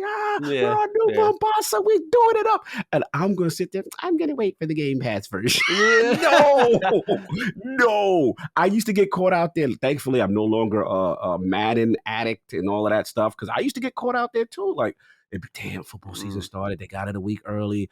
Buy it now. Halo is the ultimate FOMO. People have been waiting so long. The fact that, put it this way, Maddie, me and you are on team delay, Mm-hmm. right? Yeah. Get the campaign out, get the Forge out at the same time, get the ray tracing, you know what I'm saying? Get it all out. We'll wait. We're fine, right? If we are on that, like, bro, like, and people, they push back at us like, no, you can't. Yeah. We need it now. You think them dudes gonna wait? Nah. I'm not even saying people gotta wait. If it's ready, it's slimy. I know where you're going. It's if slimy. it's ready, Optics. then people will pay for it. Just Yes. sell it that day. But I get it. They're Mhm. gonna make their money. Yeah, they're gonna So get that money in the front end. Hey, I'm it the just big. it just bugs me because it feels very. We were talking about the online pass earlier. It feels kind of like that. It's like the products, right, or the locked Oh, DLC on facts. disc that we saw with like Street Fighter Oh, in the facts. 360 era. Yeah, it's just one of those things where you look at it and go, man, like it's there, it's Yeah, we ready. we know this is slime ball. Let's just call it. I'm Listen, paying for the this key is to my house. exactly. Like, We know this is the slime ball business aspect of gaming that we can't stand. We all know, and Maddie, I am with mhm. you on a moral level. However, I'm not strong on this one. Yeah, I get it. I'm with you. Like on Nintendo, for example, when I bust their balls, it's easy to be strong on them. With this, it's not. Yeah, So I fair get it. enough. Granted, we Fair have a enough. vested interest in it, though. Yes, very much so. That's my defense. Number 3, revealed in a PowerPoint slide that wished it had as much swagger as COG's presentation at an evening with Last Stand Media. Both Diablo 4 and Overwatch 2 have suffered delays. In an SEC filing, the company said it was expecting a financial uplift from the 2 games in 2022. That is no longer the case. While a release date was never made public, it's safe to assume through this statement that Activision intends on releasing these games at least in 2023, the earliest. The reasoning for these delays is due to an attempt to shift the internal leadership after the company was exposed for many of its wrongdoings this year. Blizzard co-leader Jen O'Neill has revealed in an email that she is leaving the company after taking leadership over alongside Mike Ibarra, formerly of Xbox, just in August of this year. O'Neill says she is leaving to dive deeper into the admirable cause of Women in Games International, a nonprofit devoted to equality and diversity in gaming, and that Activision Blizzard is giving a $1 million grant to the organization. SFish616 writes in, hey guys, with the news from Blizzard about the delays of Overwatch and Diablo, and the news that the new co-leader is leaving while having only been promoted back this summer, it seems like things are only getting worse there. While people are leaving Activision, people are joining EA with the announcement this summer of 2 brand new studios in Seattle. I think this and a lot of their other actions, they deserve more credit than they do. Now, yes, they aren't perfect and have done a lot of bad things, but since they bought Respawn and Vince Zampella took on a leadership role, things have gotten a lot better. Just wanted your opinion. Thanks, and keep up the great work. Yo, Has it gotten so bad that EA is being viewed in a favorable manner? Yes, it has. yeah, times have changed, man. Times have changed. This was a shocker one. Shout out to Jason Schreier. I saw his reporting on this, and yeah, this is not a good look. from an optic standpoint, they just announced Mikey Barra and what's Jen homegirl's name O'Neill. again? Jen O'Neill as the co-leaders, right? And you want this public facing female lead, male lead combo. It looks good for optics, looks good for PR. She leaves, you hear about this $1 million grant and the reasoning. Yeah. It just doesn't sound good. And then the other thing I look at it is like, you know, as a result, Overwatch 2 and Diablo 4, which are two huge franchises they're banking on. Now we're talking a year of no content. And here's what I look at. Look, I'm not the biggest Overwatch guy, but I recognize how Oh, important it was that, so good in its heyday, man. bruh. And the key thing to me is this, think about this. They cut off development and roadmaps of Overwatch to focus on 2. So now Overwatch is going to suffer with nothing between this gap. They are literally killing one of their existing franchises because the plan was Overwatch 2. And the reason they gave, shout out to Jason in the reporting, was that, because of the changes, which is valid, because of the changes in leadership, now the production development cycle has been halted, and it's unfortunate. It's unfortunate. The only thing I can hope is just that there is truly a change going on, and that's what you hope. You hope that this is truly the cleansing that is needed. But I have to admit, seeing again, why I keep butchering her name again, Jen. What is it, Jen? Jen O'Neill. Jen O'Neill. Why I keep forgetting? Seeing Jen O'Neill leave is damaging. I don't like the optics of that. It's this soon. What do you think about all this stuff? Yeah, I think it's kind of telling of kind of the shit show that's happening internally. I had more of a games focused approach on what I wanted to say for this, so I'll kind of dive into that, and we can dive into their company a little bit afterwards. But I thought of two things. Number one was, what would happen if the industry kind of just up and said, "Fuck Call of Duty," because now your backup plans are delayed significantly. They're not as popular as they once were. Good point. And Call of Duty is your main cash cow. I don't think that's suddenly going to happen, but it's just a thought that they need to have a safety net that's clearly not there. Right.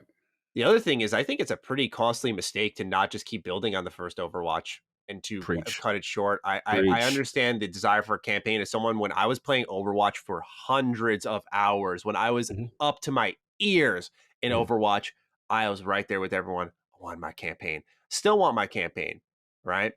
But I don't know. I'm considered the Overwatch hater, and that was my only beef. I was like, these characters look amazing. I just want to know about them. Continue. Yeah, because they were doing comics online. They were expanding the story in the original Destiny way with the grimoire kind of tactics and pulling you out of the game. Never was interesting enough for me. Nothing would be interesting enough for me to go out of my way like that. So obviously, them doing a campaign, it was great to see. But then you kind of see it's this almost PvE map structure. It's not like a true campaign. At least what we saw wasn't like a true campaign. So it was underwhelming. And then you hear that they're going to bring a lot of the old content into Overwatch 2. And you're like, well, is this actually a sequel? It just seems so poorly directed and thought that they were looking for a refresh to get people in there instead of making a true sequel. And I think it's going to be a costly error that they never built as long as they did on the first one. Valid. And that comes down to the argument of whether or not Overwatch should have been a platform, right? Where you iterate upon versus this new thing. And then I want to shout out my boy Benji Sales. He got a good tweet out. He's like, the last time Overwatch got a new hero was April of 2020. Really? Bro, I didn't even know that. Yeah, it's been a while, huh? Bro, April of 2020. Now you're talking no Overwatch in 2022, Overwatch 2 in 2022 to 20. Like, this is literally crippling to one of your most popular, franchises. And I mean, it's a bad look. And we ain't even getting into the Diablo aspect that much. Yeah. That's a huge hit. So you said it best. Like, Call of Duty's the cash cow. Call of Duty's the pillar, right? What if the dudes say, yo, this ain't it? Like, what if I like Halo now? Right? What if this is the year finally people say, you know what? We good. Halo's out here, free to play, Battlefield we may like better or whatever. Xbox, even if it sucks, get Battlefield on Game Pass. Sure. Oh, for sure. off their they are really teetering for the first time. The Juggernaut looks like, yo, they could get knocked out. If they're not careful, they could get knocked out. And I'm starting to finally see, because I thought, you know how it is, like, oh, everybody back, even though, you know what I mean, I don't care, but it's just such a juggernaut. But we're seeing signs, chinks in the armor, bro. Yeah, exactly. I think Halo was kind of the damage that needed to be done. Is this free to play strong option, provided it remains that way at launch. It looks like it's going to, but it plays extremely well. It's fast yet nostalgic. There's just a lot of things mixed up there with a Battlefield that over time hasn't looked as strong, unfortunately, but I still think will be a force this fall. And if it's an option, when you got two really compelling options, that competition, you know, they're not going to be there every year, but Halo, you bet your butt will be in there next fall with stuff to talk about for sure. No doubt in my mind. So they got to be careful, man. They got to be careful. And yeah, with Diablo, they have a little bit more water to tread there because they did have the Resurrected edition come out for Diablo 2. I played about 10 hours of it. I did not like it. I got to be honest. I did not like it. It had the cool feature that I really like in Master Chief Collection where you could go back and forth between the old and new graphics. But the combat just, it was not good. Like, I don't know how else to say it. It was not good. And the world wasn't as interesting to me. It just, man, I maybe I'm just a very new school guy, but I really like Diablo 3.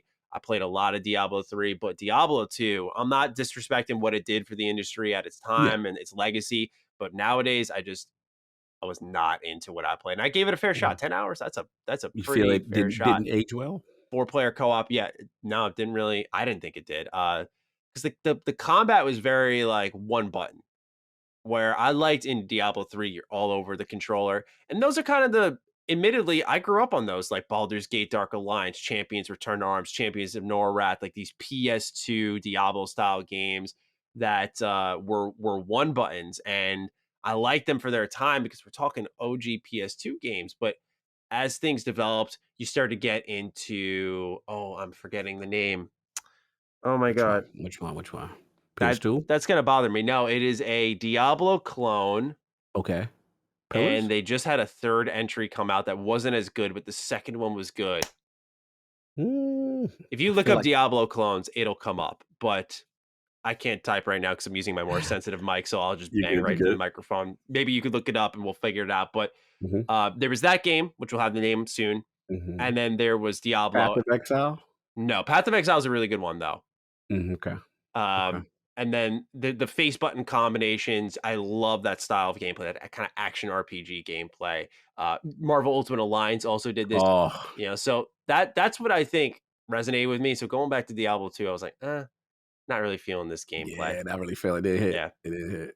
This is bugging me that I can't remember that game. You got me now. I'll do some research. I'm looking at the list and it's saying what's the best Diablo clones? Warhammer. No. Shadows Awakening, Dungeon Siege. No. Path of Exile. Borderlands series, Warhammer. Yeah, they not. I don't know. Torchlight. That's it. Torchlight. Okay. God. All right, there we go. Torchlight 2 is legitimately very good. If you want to play a good Diablo clone, thank you. Torchlight 2. Huh. Got it. I feel like part of my brain was just unlocked. No, don't you hate when it's like on the tip of your thing? You could see it. I knew there was like an or in there, like Torchlight. It was like I like missing blocks there. All right, thank you. Anyway, anything else you want to say, or no, you killed it, brother. You killed it. I sure did. I killed my part of my brain trying to remember it. All right, let's move on to number 4. Pretty quick one. A notable Xbox exclusive that launched in July is already sliding onto PlayStation. That game is Death's Door, which arrives November 23rd this year. Yeah. What'd you think about that? I remember messaging you right away. I was like, bro, it's already gone. Yeah, you talked about. I was like, interesting. What was it like? It came out in July. That's not even 6 months yet. Yeah, like they really let that one go.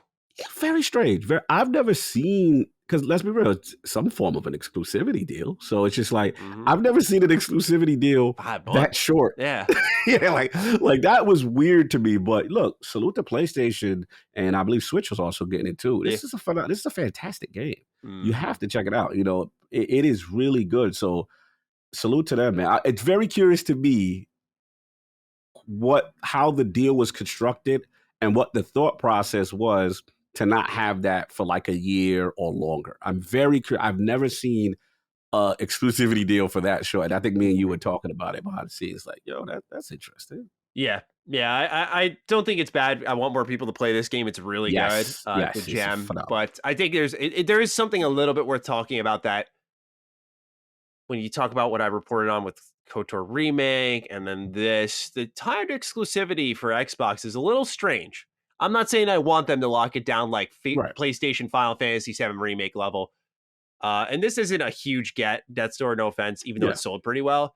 It's not a Yeah. huge get on the level of something like Final Fantasy VII Remake, where they probably would have a more extensive lockdown period. But it's something I just wanted to bring to the audience and kind of lightly monitor as time Right. goes on what these timed exclusivity windows look like for Xbox. Because this was a considerably short one. This was a considerably short one. The only thing I could think of is possibly maybe under an ID at Xbox deal. Mm-hmm. Maybe there are 3-month deals that we didn't know about, just maybe shorter deals, Yeah. kind of thing. And maybe that fell under that. Because I'm with you. I want to monitor this stuff now. And again, we're not like, yo, they messed up for, I mean, not saying it's messed up that other people gonna get a chance to play. I'm not on that. You know what I'm saying? Hey, more people get to play it, great. But I'm just curious to see the deal structure and the mindset. As am I. So hopefully we can learn more on that over time. But I just wanted to bring this to the audience's attention that Xbox is losing what I thought was one of the more notable exclusives this year. And it's also it wasn't in Game Pass day one. I thought that was kind of cool how successful it was when it released, because it sold quite well on Xbox. So a lot is telling there. But I imagine when that game comes back, it'll be a Game Pass game. Yeah. Number 5, after collecting enough of your data, Facebook, Meta, or whatever the hell it's called, has decided to unlink a feature many took issue with in the Oculus VR space. For a long while, you would need to have an active Facebook account connected to Oculus to access and play your games. CEO Mark Zuckerberg states, quote, "As we focus more on work and frankly, as we've heard your feedback more broadly, we're working on making it so that you can log into the Quest with an account other than your personal Facebook account," end quote. We're starting to test support for work accounts soon, and we're working on making a broader shift here within the next year. Beyond security and privacy issues, this was even more prominent when Facebook recently went down for an extended period of time, leaving games purchased for the Oculus storefront inaccessible. I'm back, baby. I'm back. Yeah, that's what I want to hear. My Oculus Rift has been sitting here, and I gotta be honest, man, it's been collecting dust because I know that I'm like driving on the highway and Big Brother's snapping photos of me. I don't gotta see it though. When I know that you're making me log into a personal account, when you're in my face taking my data, I don't need to know that, right? I got nothing to hide. I'm not like that. But when you're not a mass murderer, right. But when you're like, when you're in my face, like, we're gonna collect this. They were scanning your facial data or whatever with the Quest. I was like, enough. You guys got to stop with this shit. Like, I get it, but you got to stop with this. So seeing this, I was like, I'm back. I'll come back and play. You got me. This is huge. The deletion of this data, number one. Two, as you guys know, I'm just now getting back into the VR space. And that, for me, that was a big deterrent. And when I hear stories like yours, and I hear people like, yo, Cog, I would get down, but I ain't doing that Facebook, fam. They like, that's not happening. And people got to understand, I got friends over there, where it's like, look, I would tell them, if you remove that, your adoption rate is going to go up. Because at the end of the day, I'm Lord Cognito on Twitter. You know what I'm saying? I don't want everybody, like, you don't want the Barry of Facebook, meeting. Like, you don't want that. Same thing. You don't want Maddie and, you know what I'm saying? Whatever your online persona meeting, you don't want that. So at the end of the day, keep that separation, break that joint off so that this way, let's be honest, like most people, moms is on Facebook. Like, that's it. Like, you don't want to be gaming when your mom see you. I'm talking about, weird, man. It's just not a good look. You want the separation. So I love that they are doing it. This is huge for trust in the platform and get the Big Brother stuff out of here. Again, I understand they're probably collecting enough. They got probably a whole fucking file on me, but I don't need to know it. I just don't need to know it. And I didn't feel comfortable playing VR. I didn't. I had my headset pointed towards the wall. Like, I just don't even fuck with it. It's like, no, it just sits there, collects dust. Fuck you, Mark. not touching that shit. And so, I ain't mad at you. I yeah. ain't mad at you, bro. Yeah, and so I'm excited to pick it up because I was big on VR. I really enjoyed it. Like I remember when Oh, Star it's Wars popping. Squadrons came out, like, I was really excited for that one because that's a game. It's like, oh, it's a fun little flying game, but when you put on that headset, Bro. just the way it controls, like I could look over my shoulder, I see, that dude's pulling up, Yeah, turn hard, bro. like that. There's just a level of immersion, of The course, in level VR. of immersion. And the last thing I Missed it. say, the reason why with that one particularly is because the key for me, what I love what Oculus is doing is wireless. Another reason why I did not want to get into, I don't want to be tethered with a rope to like, It's my problem nah, with my like, Rift S. Yeah. yeah, bro, get the two because when or whatever you decide, because the reason why I like it so bad, even though like I said, HTC's got their joint and stuff like that, but I just love being untethered, moving around, no wire, and then that link to the PC so that you can then play them Steam games and that Half-Life Alyx and them other joint, bro. That's the wave. So they're on it right now. I hope they keep up the work, and this is a great thing because this was a huge deterrent for so many people. I agree entirely. So looking forward to getting back into the VR space. I found it disappointing they seem to have this so deeply rooted that they need until next fucking year. I thought this would be something I could just be like, it's done. I know. Done. Yep. But all right, that gives us time to warm up to it, I guess. No doubt. Number 6. Recently, Netflix acquired developer Night School Studio, which really cemented their willingness to get into the games industry.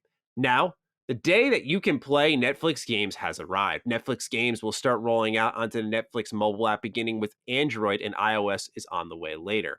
There will be no ads, additional fees, or in-app purchases, according to Netflix. Users will be able to choose from one of 5 games: Stranger Things 1984, Stranger Things 3, The Game, Shooting Hoops, Card Blast, and Teeter Up.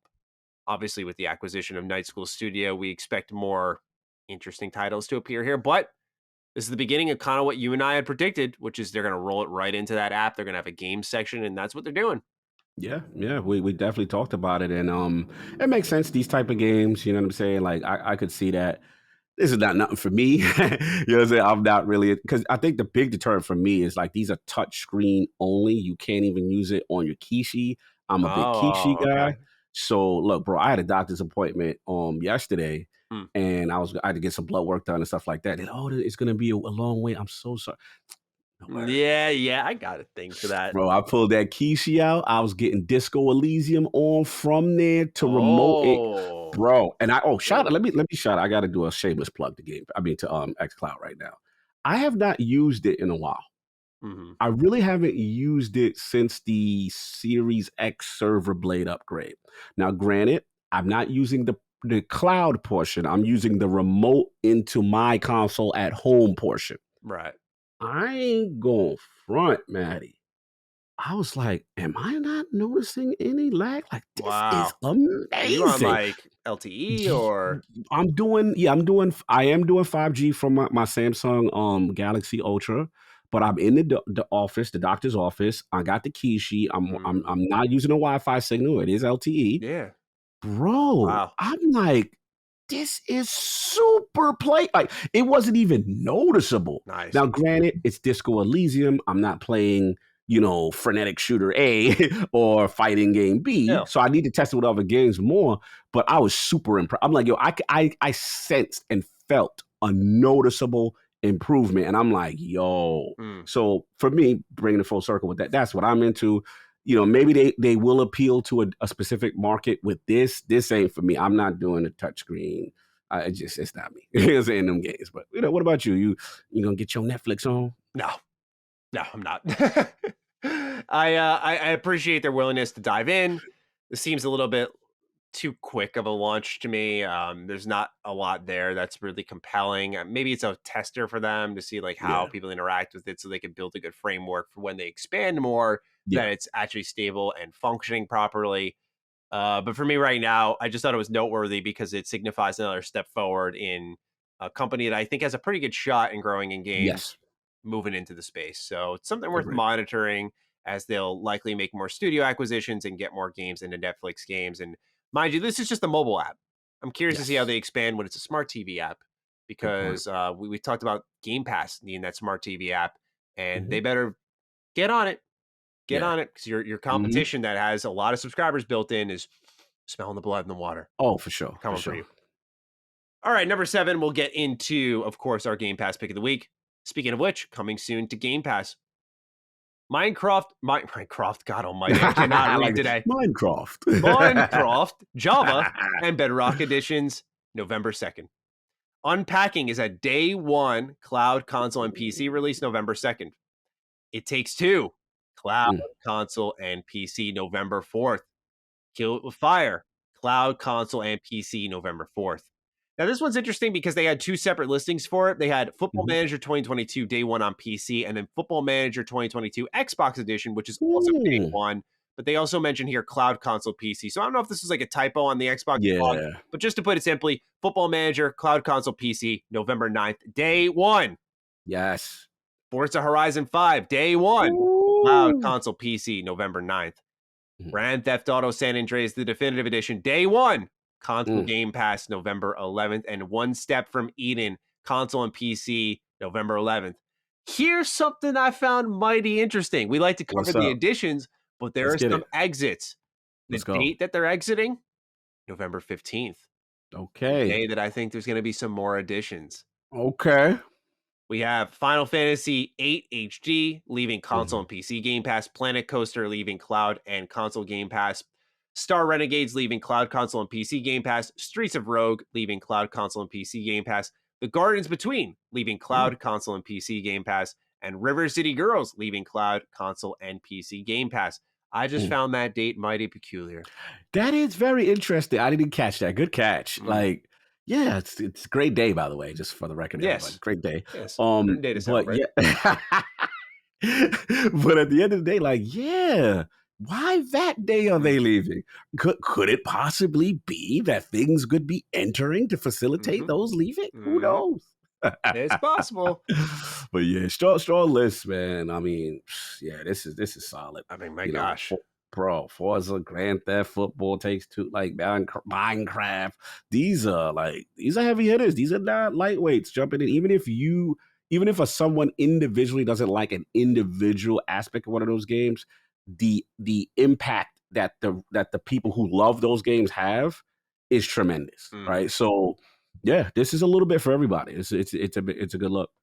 Absolutely. I think what stands out more than anything here is the amount of day ones they have. Grand Theft Auto, Football Manager, Forza Horizon, Unpacking. I know some are indie, but there's a lot of day ones here. A lot of them. More than we've really seen in a single month. So yeah, this is they listen, they're coming through.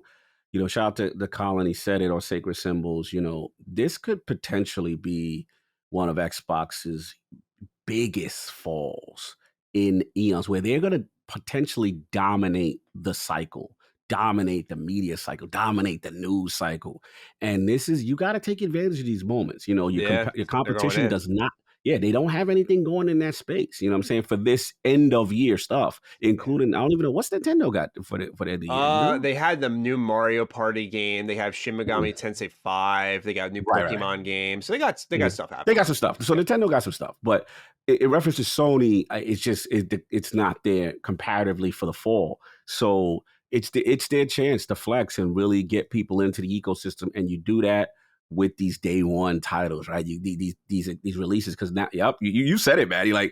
It almost feels like they're Xbox games because they're gonna be on Game Pass, and some of them are exclusive.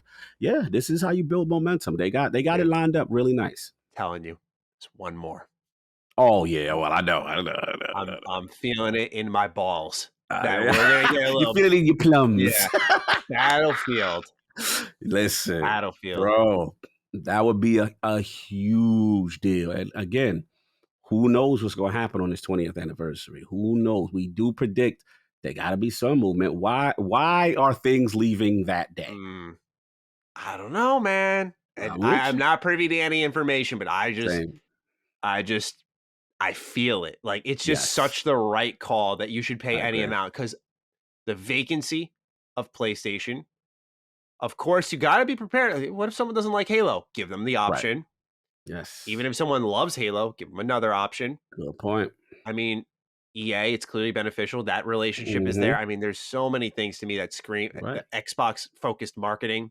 It's right there. I feel there for the taking. I feel like EA, though, is probably going to take the pre-orders and then put this in Game Pass in January. But that'd still be good. But if they want to make a clap, splash, a thunder clap, bro, this is what you do. I'm with you, because if they could look at that outright as effect. Because here's the thing, me and you both said, like, not that it was getting bombed, but it wasn't getting like everybody was on board with this initial beta. A lot of people say, yo, they got issues, it needs to cook or whatever. So I would say it's mixed. Same thing with Battlefield. Yeah, like it's there's a mixed kind of reception. It's like, man, I see what's here. What I played was good. I haven't done a deep dive into some of the post-launch, or I'm sorry, post preview coverage, where some people apparently have discovered a lot more bugs and glitches than what I experienced. But just like with Outriders, bugs, glitches, and I'm not advocating, by the way. We're not advocating. Yeah, because you already know I'm like the only person who stuck my neck out to say they got to cut that out. Preach. But I also understand that they probably want to execute in this moment, and I'm saying I feel what's going to happen. Right. I just feel it's such an obvious fit on so many levels. You listen, if it happens, you called it, bro. You got all. I was gun shy. E3. I was like, yeah, you've been on this. If it happens, I give you roses, bro, because I'm like, yeah, he called it. I was gun skeptical, like maybe, but as it gets closer, you're selling me more and more each day. You're selling me. I'm like, all right, man, he got some momentum going. Yeah, man. I would do it just to spite Call of Duty too. Oh yeah, get them out of there. Yeah. I'm a Call of Duty hater, so I'm done with Call of Duty. Force them to do something new. Yeah, do something different, bro. Because their campaign, like, if they just built on what they did with the campaign in Black Ops Cold War, I would be one happy camper, but they have not. Yeah, I feel you, bro. All right, let's get into our Game Pass and Back Compat picks of the week. This is all you. Fire away. Yeah, man, I got a call fraud on myself. This is one that should not have slipped through the cracks for me with It Takes Two. But I got to shout him out because, what's your homie, Josef Ferez? I love the end. I remember when I first saw him and he was like on the Game Awards and he was like, yo, fuck dog. I'm like, yo, who is this dude? Yeah. You know what I'm saying? He wild. Like it took me a while to warm up to him, but I got to give him his love because at the end of the day, all my friends are raving about this game. Addict and King did It Takes Two stream. Oh, no. Bro, it is hilarious. Oh, no. Them two together absolutely had me dying watching that. So I was like, all right, this is it. And the other thing, a lot of people got this as one of their games of the year, bro. A lot of people got this as one of their games of the year, like really high up there. And the last thing is, look, Cognito loves the co-op. Yes. I'm a huge co-op. You know how we talked about this. Like we share that, like co-op is huge. And I love the way Josef and his team was at Hazelight, I believe. Yes. They come up with innovative ways on it. Cause I think what was the other one they had? The No Way Out. Yeah. No Way, like innovative ways. I remember, you're scaling the prison together back to back, trying to climb up, like doing all these innovative ways to use co-op together. And then he also has the cool, what I call like quality of life money thing, like one person buy it and the other person could come in. Like he really is about being receptive to playing with a friend and making the barrier of entry less. Yeah. So gotta support it. I love that he got a bag. You know what I'm saying? And yeah, man, I got no excuse. Like this is what it was. I ain't gonna front no man. I was proud that I held strong because my backlog was so crazy. And I'm like, I don't have time right now because I'm playing X, Y, and Z, right? And I'm like, I put it on Twitter. You know how many likes and retweets I put? I was like, where patience pays off. And I was like, yes, baby. I held out and it came to me. I'm so happy. And boom, here it comes. So yeah, shout out to the patient ones who waited for Game Pass because we get rewarded now, baby. Absolutely. I'm excited to hopefully hop into this. I don't know if I will have time to, but it's one that I got to play eventually. You got to do this with the girl. Come on. I know. This is perfect for you. I know. She don't got an Xbox, though. She's a PlayStation fan. You got to respect that. You got to respect what she's playing her like.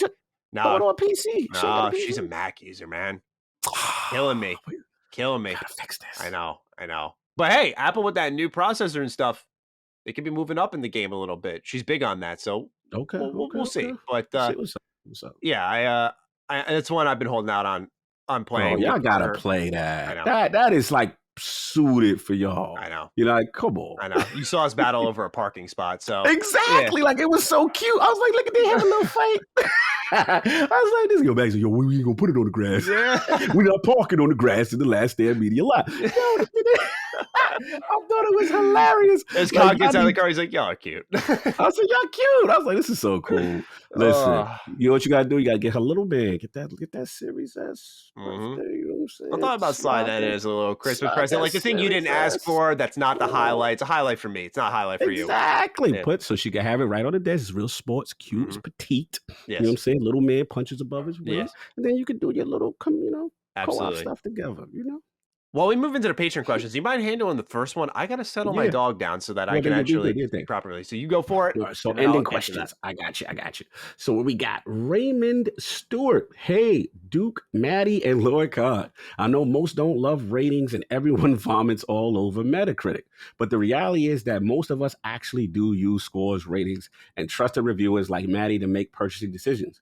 For non-Game Pass games, other than FOMO, fear of missing out, in your opinion, how good does a game have to be to buy at full retail price versus waiting 2 to 3 months and getting the game at a $20 discount? Have an insufficient disc space on your Xbox kind of day. Listen, man, that disc space is real out here, man. You better make sure you got that card so you can do what you got to do. But this is a good question in reference to waiting, in reference to Metacritic. This is what I say. First of all, I am team. If I love a game, Metacritic is only an outlier for some people, for some opinions. And I read what people say. But if I got my heart, provided the game is not getting completely trashed, then I'm still going to pick it up, even if it gets like a 70 or whatever, if I have interest in it. The thing, though, where your point as far as purchasing decisions, as far as non-Game Pass games, this is actually a good example for me with Guardians of the Galaxy. I had no intention of buying that game. Zero attention. I'm like, all right, cool. And I'm like, oh, it ain't in Game Pass? Damn. All right. So I was going to wait, right? But this is where really strong reviews started to come out. And I'm like, okay, you know what? I might have to do that. So I did cheat because I hit my share partner up. Sinister, if you're listening, I'll hit you up. I'm like, bro, I've been buying a lot, so it's your turn. Get Guardians is there. That's the ultimate power move that you can pull, bro. When your Game Pass partner's turn is up, you're like, I want that, bro. We need to hear. He's like, Cog, I got you, and we bought it, and that's what it is. But yeah, like I think that's my mindset on non-Game Pass game. There's gonna be games regardless if they're not Game Pass. I'm getting because I'm such a fan of the game and the series.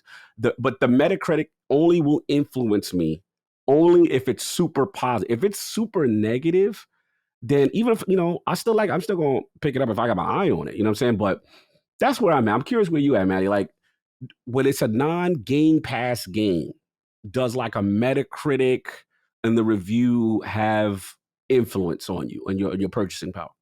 Yeah.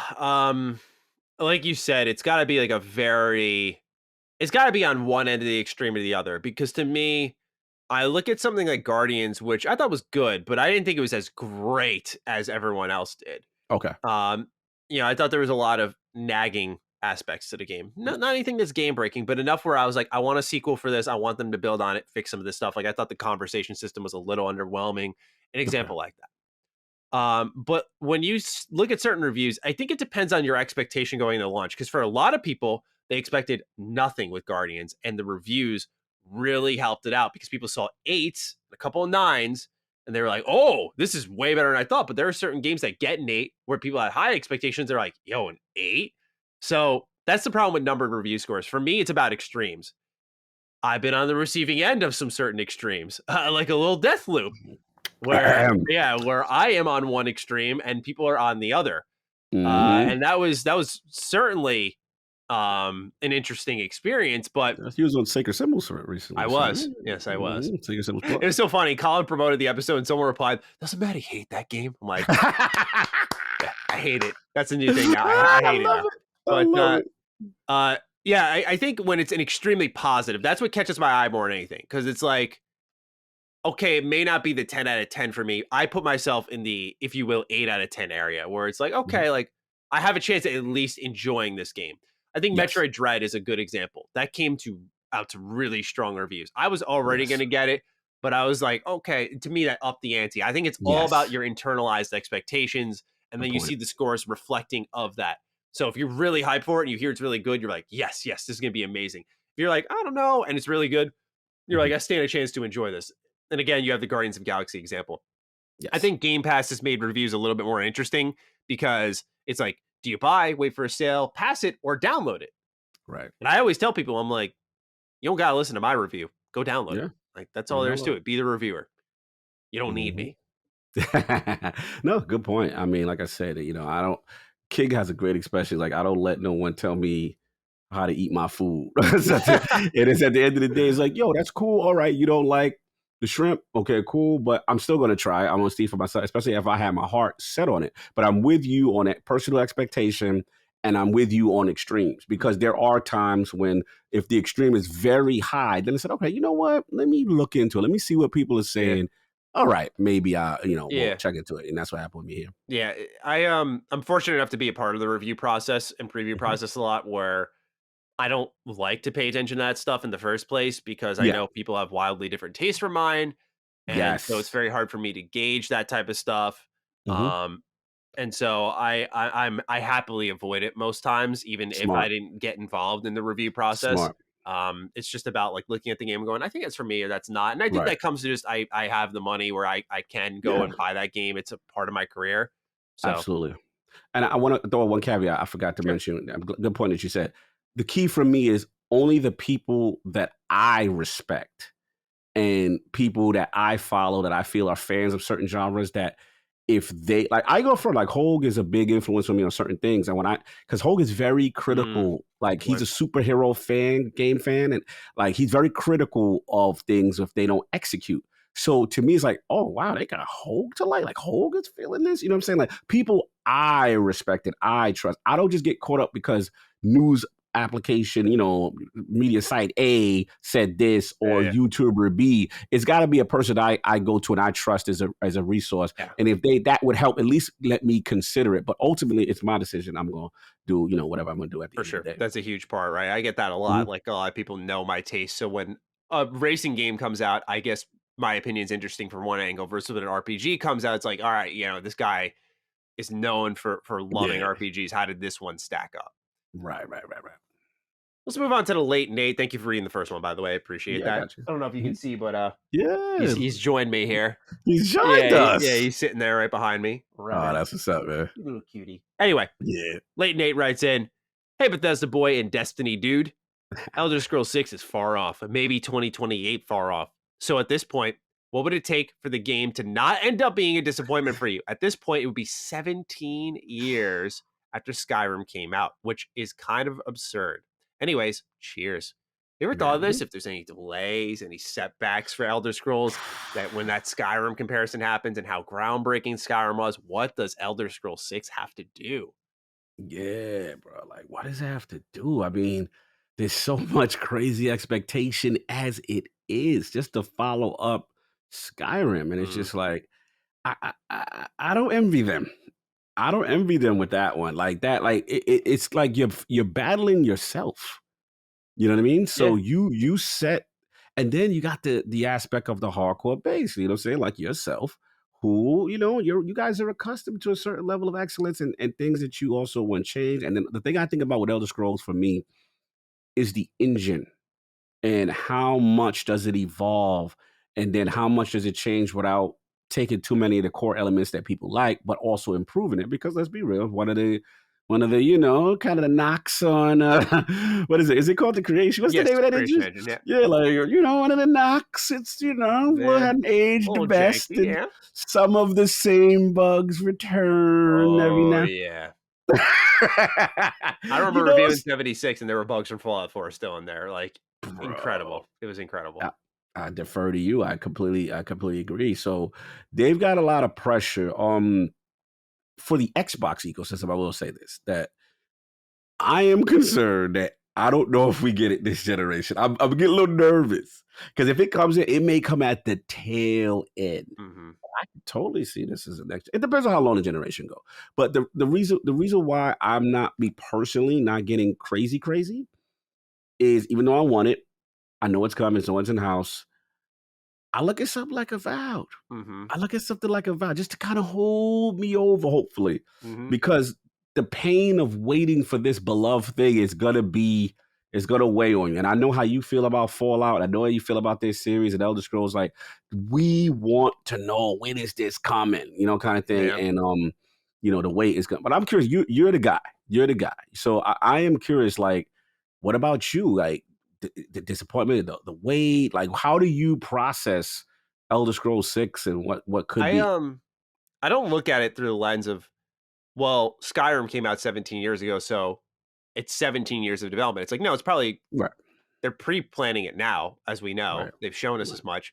But active development should be like 4 to 5 years, and it should start after Starfield. So I'm gonna look at it through that lens. Yes, the wait Okay. for a new Elder Scrolls has been long, and I don't think it should be overlooked. But I think when we're looking at the quality of the game, it should not be assumed that they've been working on this since Skyrim. Good point. And a lot of people are going to do that, unfortunately, which Yeah, just you're right. sucks for them on the offset. Yes. Um, but my bigger concern, rather than if this game will disappoint or not, is if Starfield is very good and people want more Starfield, that what happens to that series? When do we get another Mhm. entry for that? What happens to Fallout? When do we get another entry for that? And of course, we know Elder Scrolls 6 is right there in the middle. And Elder Scrolls 6 long overdue, but we're not looking for another like multi-decade gap on all of these games, especially a new IP like Starfield, Yeah. which I imagine they'll want to get back to because it's their first new thing in 2 decades. So Yeah. to me personally, Mhm. sorry, Brevin's making No, me you good, trouble. you good. No, you good, you good. um, Make sure he doing what he that's doing. one that I look at and go like, man, what happens then? Beyond that, Yes. what do they need to not be a disappointment? I think they need something that, when it comes to combat, that's not Mhm. just one button. You know, Right. we read through the reports that Avowed's combat's gonna be face buttons, it's gonna be button prompts. I like that, right? Like action abilities set to based off what you're have equipped, sorry. Mhm. Something like that, I think is a good starting point. But I'm looking for like authenticity in some of these sword fights, like really Yes. tense. Yeah, Like I'm it with can't you. They just combat be. need to be I'm improved. thinking Yeah. technology be far enough where they clearly have a plan for what they want to do with it because they've waited this long for a reason. Like they literally said, like we've waited for technology to be caught up. Now they're starting it, so they see something there that they'll Yes. actually be able to build. Yes. I've always gone to the idea that you look at Elder Scrolls Online and there are these Mhm. big all-out PvP battles. I'm thinking Mhm. what they want to do is have these big all-out real-time destruction wars Okay, in okay. Elder Scrolls 6. Like that's been my Mhm. running theory Mhm. because if my assumption on the timeline is correct, there should be Mhm. a triangulation of forces. So Bethesda loves their factions, so that'll be set up. You pick a faction, you kind of rock with them. And I think because one's going to be resisting another, you got the Okay. Empire, you got the Thalmor, got Mhm. the folks of Hammerfell. Mhm. There's like a resistance, a rebellion, and a suppression occurring. And based off what side you join, I feel like it's going to be about the war because you saw in Okay. Skyrim they tried those big civil war battles with like Yeah. 10 NPCs on screen. It was really bad. Woo! You Shout out to see the performance. yeah, right. You see ESO come around and they do these bigger team battles, and I'm like, I feel like they're amounting to that, and they want to do that in a true, authentic way for single player. So if they can do that, combined with like a decent combat system and the level of exploration we've come to expect from Bethesda Game Studios, and it actually looks good, like graphically, I'm talking, Yes, yes, yes, please. I think that would deliver personally. Yeah, I think so. The only thing I'm with you. I want the improvement in the combat because the only thing that the Elder Scrolls haters get at me, shout out to my boy Eric Jackson, shout out to B Money, is they call it. Don't let it be like they say it's butter knife combat. Yeah, that's really good description for it, for sure. You know what I'm saying? So I mean, they do need that visceral. You know what I mean? So Mhm. hopefully, like you said, with them waiting on tech to improve, we get because they need the battles to truly feel. If you're like a sword and shield kind of guy, I think Magic is okay, but Yeah. even then, they just need the impact. It needs to feel more substantial. Absolutely. I'm there. Mhm. Absolutely. So I'm hoping they do that. Time will tell. And I think Starfield will be very telling on where they are trending. Because one thing that's worth noting that does set Elder Scrolls in a separate place of its own is Mhm. each release for it since Morrowind, and honestly, even Daggerfall, has Right. been monstrous and definitive, giving you that feeling like I've never seen anything like this before. When Yes. Morrowind came out, nothing like it. That Good point. hardcore, huge open world RPG, nothing like it. Oblivion comes Mhm. out. There's a level of detail for its time, unlike Yes. anything we had ever seen. Level of interactivity, so much Mhm. content, hundreds of hours, Whew. just unlike anything. Again with Skyrim, with its open world exploration, just this density, detail, these Yes, factions. There's just so much there. I So agree. I'm hoping that they're focusing on that with Elder Scrolls 6 and not just making another open world game. Yeah, no, I agree. Get the little man. You want me to get the next one? Next question for No, me. no, I can yeah, take it. go Okay. for it. But I'm just this dog's loud. That's what's happening. Nah, Rabbit's we're just a good. We're loud good. dog. Yeah, no, he's gonna be barking up a storm probably this the whole ending of this show. It's Won't all you? good. No, It's, we can go through this though. I got it. yeah, I'll grab it because, like I said, it is actually directed Go towards me. for it. Shout out to Joseph LaRussa. Hello, Daisy Dukes. You can't be calling us the Daisy Dukes. The question is primarily for Lord Cog. Cog, what's your sleep schedule like? I have a wacky one. I'm up at all hours. Hashtag work from home perks. Salute. And it seems like you are too. I am awake at 4 a.m. Cogs retweeting. Noon. Cogs retweeting. 10 p.m. Cogs retweeting. So when does the legend himself sleep? Thanks, fellas. Salute to Joseph, man. Yeah, listen, it's funny you say that because I come from IT and I come from working a vampire shift, a third shift. So that my body clock is usually tuned to that. And Maddie knows Mm. we've been known to send each other messages because like we're the only people up at that time. Yeah, yeah. You know, so I'm like, oh, Maddie's up like me. All right, cool. So it's just like, yeah, I'm a night owl, but I tend to shift my body clock. It's probably not the healthiest thing, but I tend to shift my body clock when there's things I got to do to prepare for each day. But yeah, I mean, as far as sleep, it's mostly night. You know what I'm saying? It's Mm. mostly, I mean, I'm awake during the night and mostly during the day. Excuse me. And on the weekend, I usually take care of what I got to take care of. So it's varying, Joseph. But yeah, so if you see me retweeting a couple of hours, I do get sleep. It's just that my body clock is all over the place, man. It's just, you know, I'm going to break it eventually. Hopefully, some things are going to be happening with me that I'm going to make some changes and be able to change it because you do want to have a consistent sleep schedule, especially for a person like me who wants to be in health and stuff like that. Sleep is very important.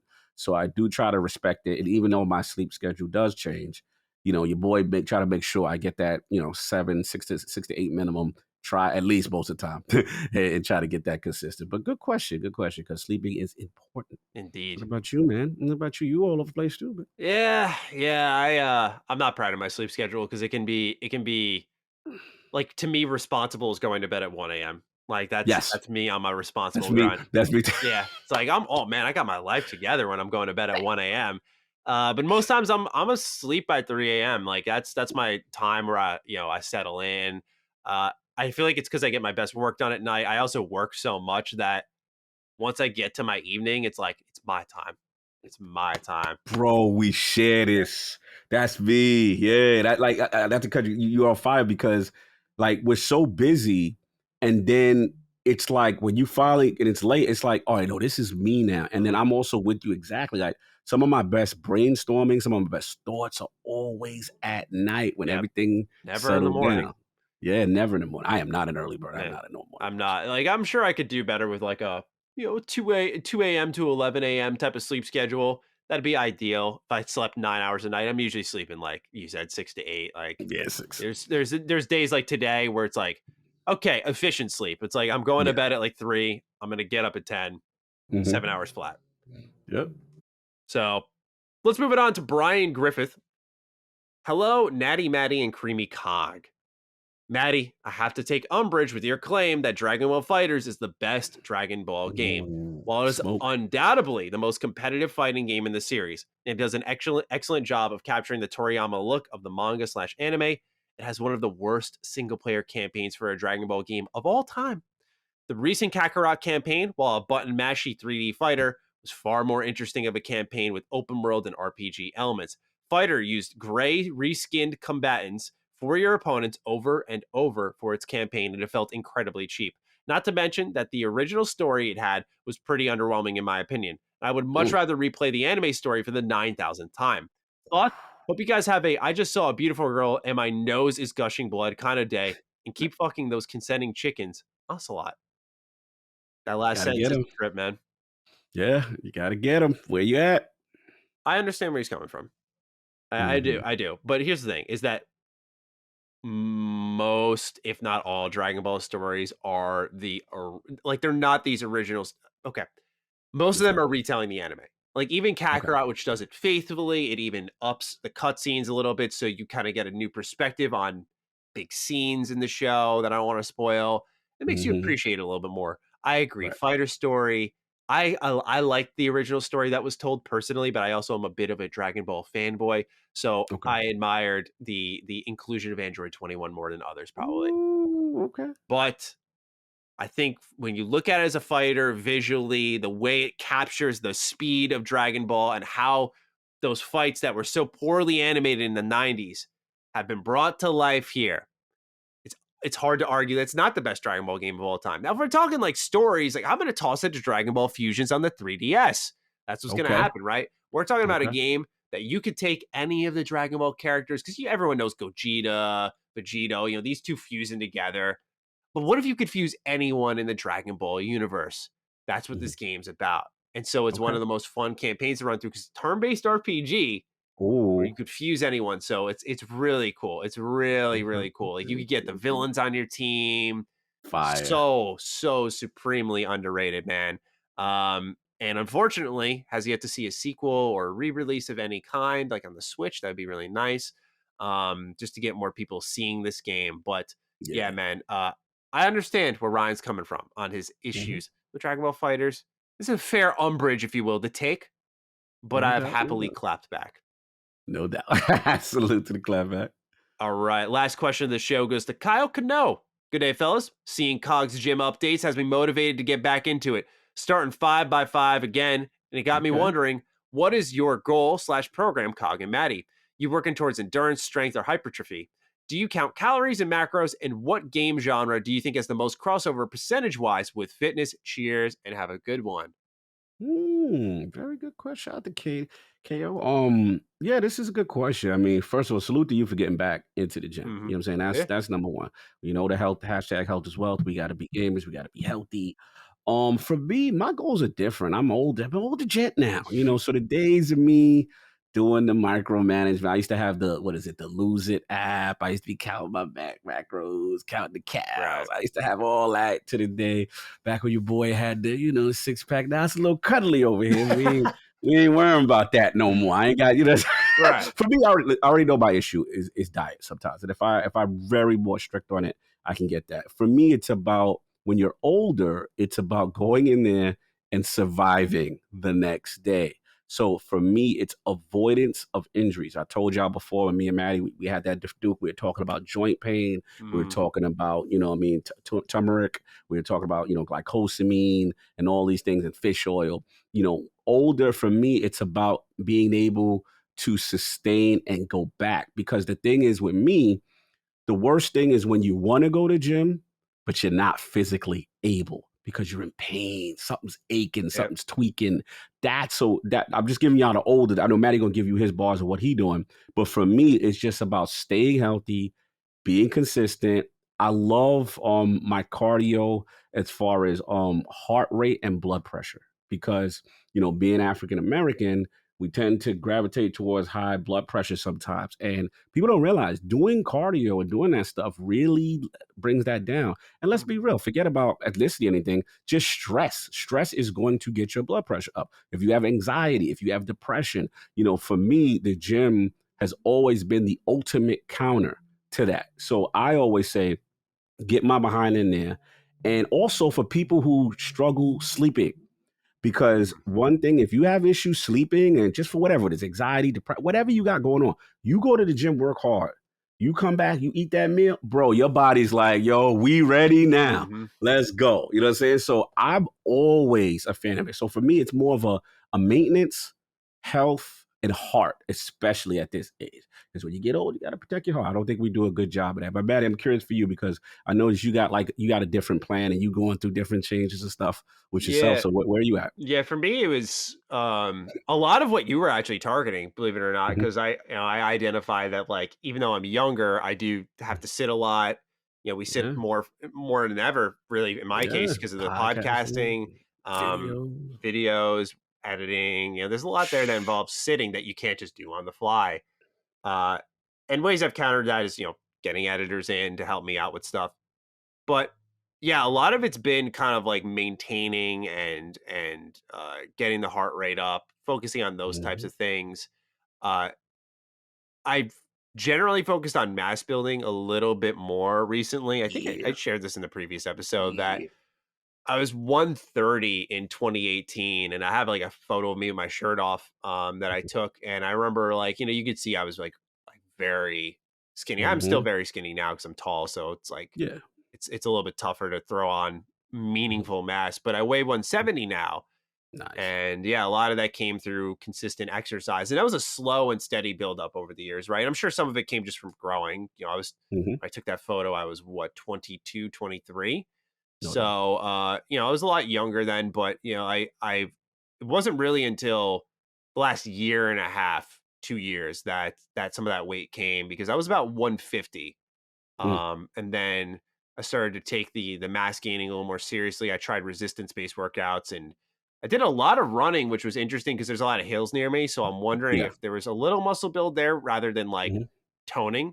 But once Right. I started hitting the gym and you start taking that diet a little bit more seriously, is when the actual mass started to come on. You could see it. I was really filling out. Like even my parents Nice. were like, They're "Yo, like, "Oh, nice," because they see hey, me every Manny, day. where's the bus?" So, yo, the bus is Yeah, over right. there, man. Yeah.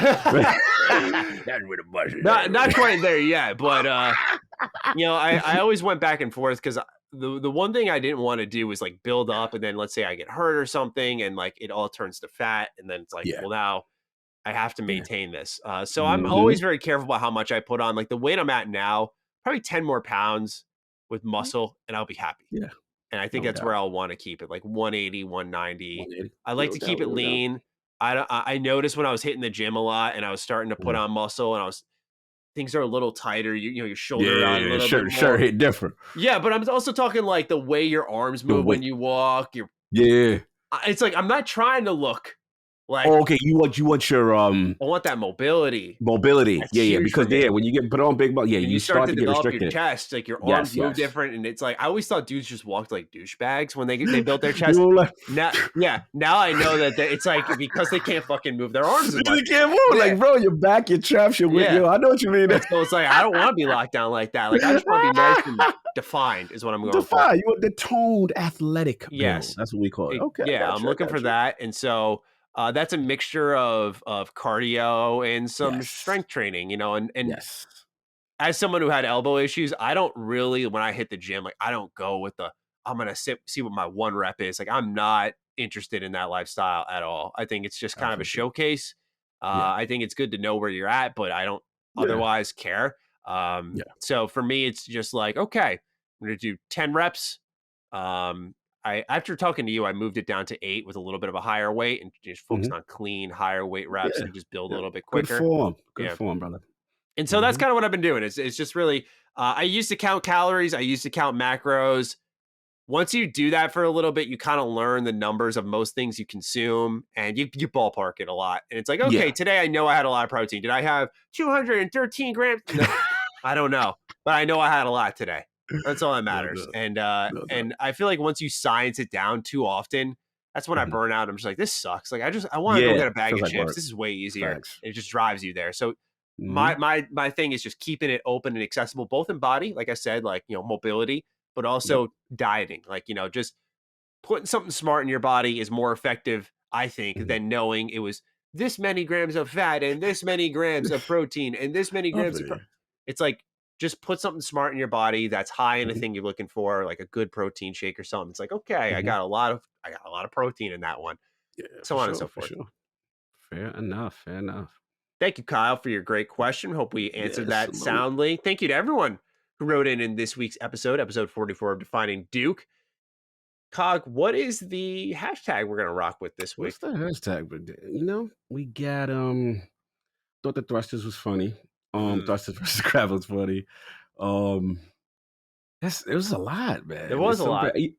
It wasn't. It was varied Yeah. because it wasn't like I think it was like a lot of good smaller topics, and I don't think it was like like one specific one where I'm like, all right, that's it right there. Maybe What you thinking? do a little butter up DD, because a Butter up. little Sega action there. Oh, okay. I see where you're going. So you're going with we gotta butter them up. We gotta play nice. You know Yeah. what I mean? From okay. We can do butter up, DD. We can butter them Are you up. about that, Yeah. or is that a weak idea? I like the concept. I'm gonna see if we got a better way to say it. You know what I'm saying?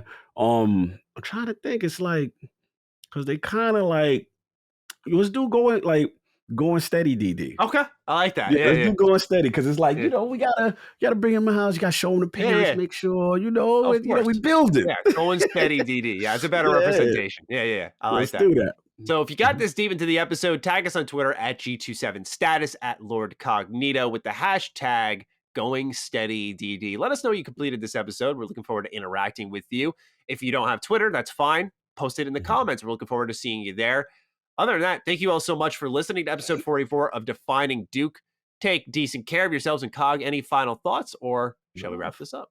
Let's wrap it up. Fantastic episode again. Catch this. We appreciate the support, and also support that DDU, y'all, because DDU's been fire lately too, and I want to see y'all over there Absolutely. as well too. So Yeah, check great that episode, out. man. And with that, we wrap this one up. We'll see you next week for episode 45. Peace out. Peace. Defining Duke, an Xbox podcast, is a product and trademark of Last Stand Media and Collins Last Stand LLC, and is recorded from the United States of America. The show is conceived by Matthew Mr. Matty Plays Schroeder and me, Colin Moriarty, and is written and produced by Matthew Schroeder. Matty's co-host is Barry Lord Cognito Eversley. Defining Duke's executive producer is Dustin Furman, and the show is edited by associate producer Ben Smith. All of Last Stand's theme music is by Ramon Narvaez. As you know, all of Last Stand Media's shows, including Defining Duke, are fan-funded on Patreon at patreon.com/laststandmedia. The following names are at the producer support level on Patreon, and we're thankful for your kindness and generosity.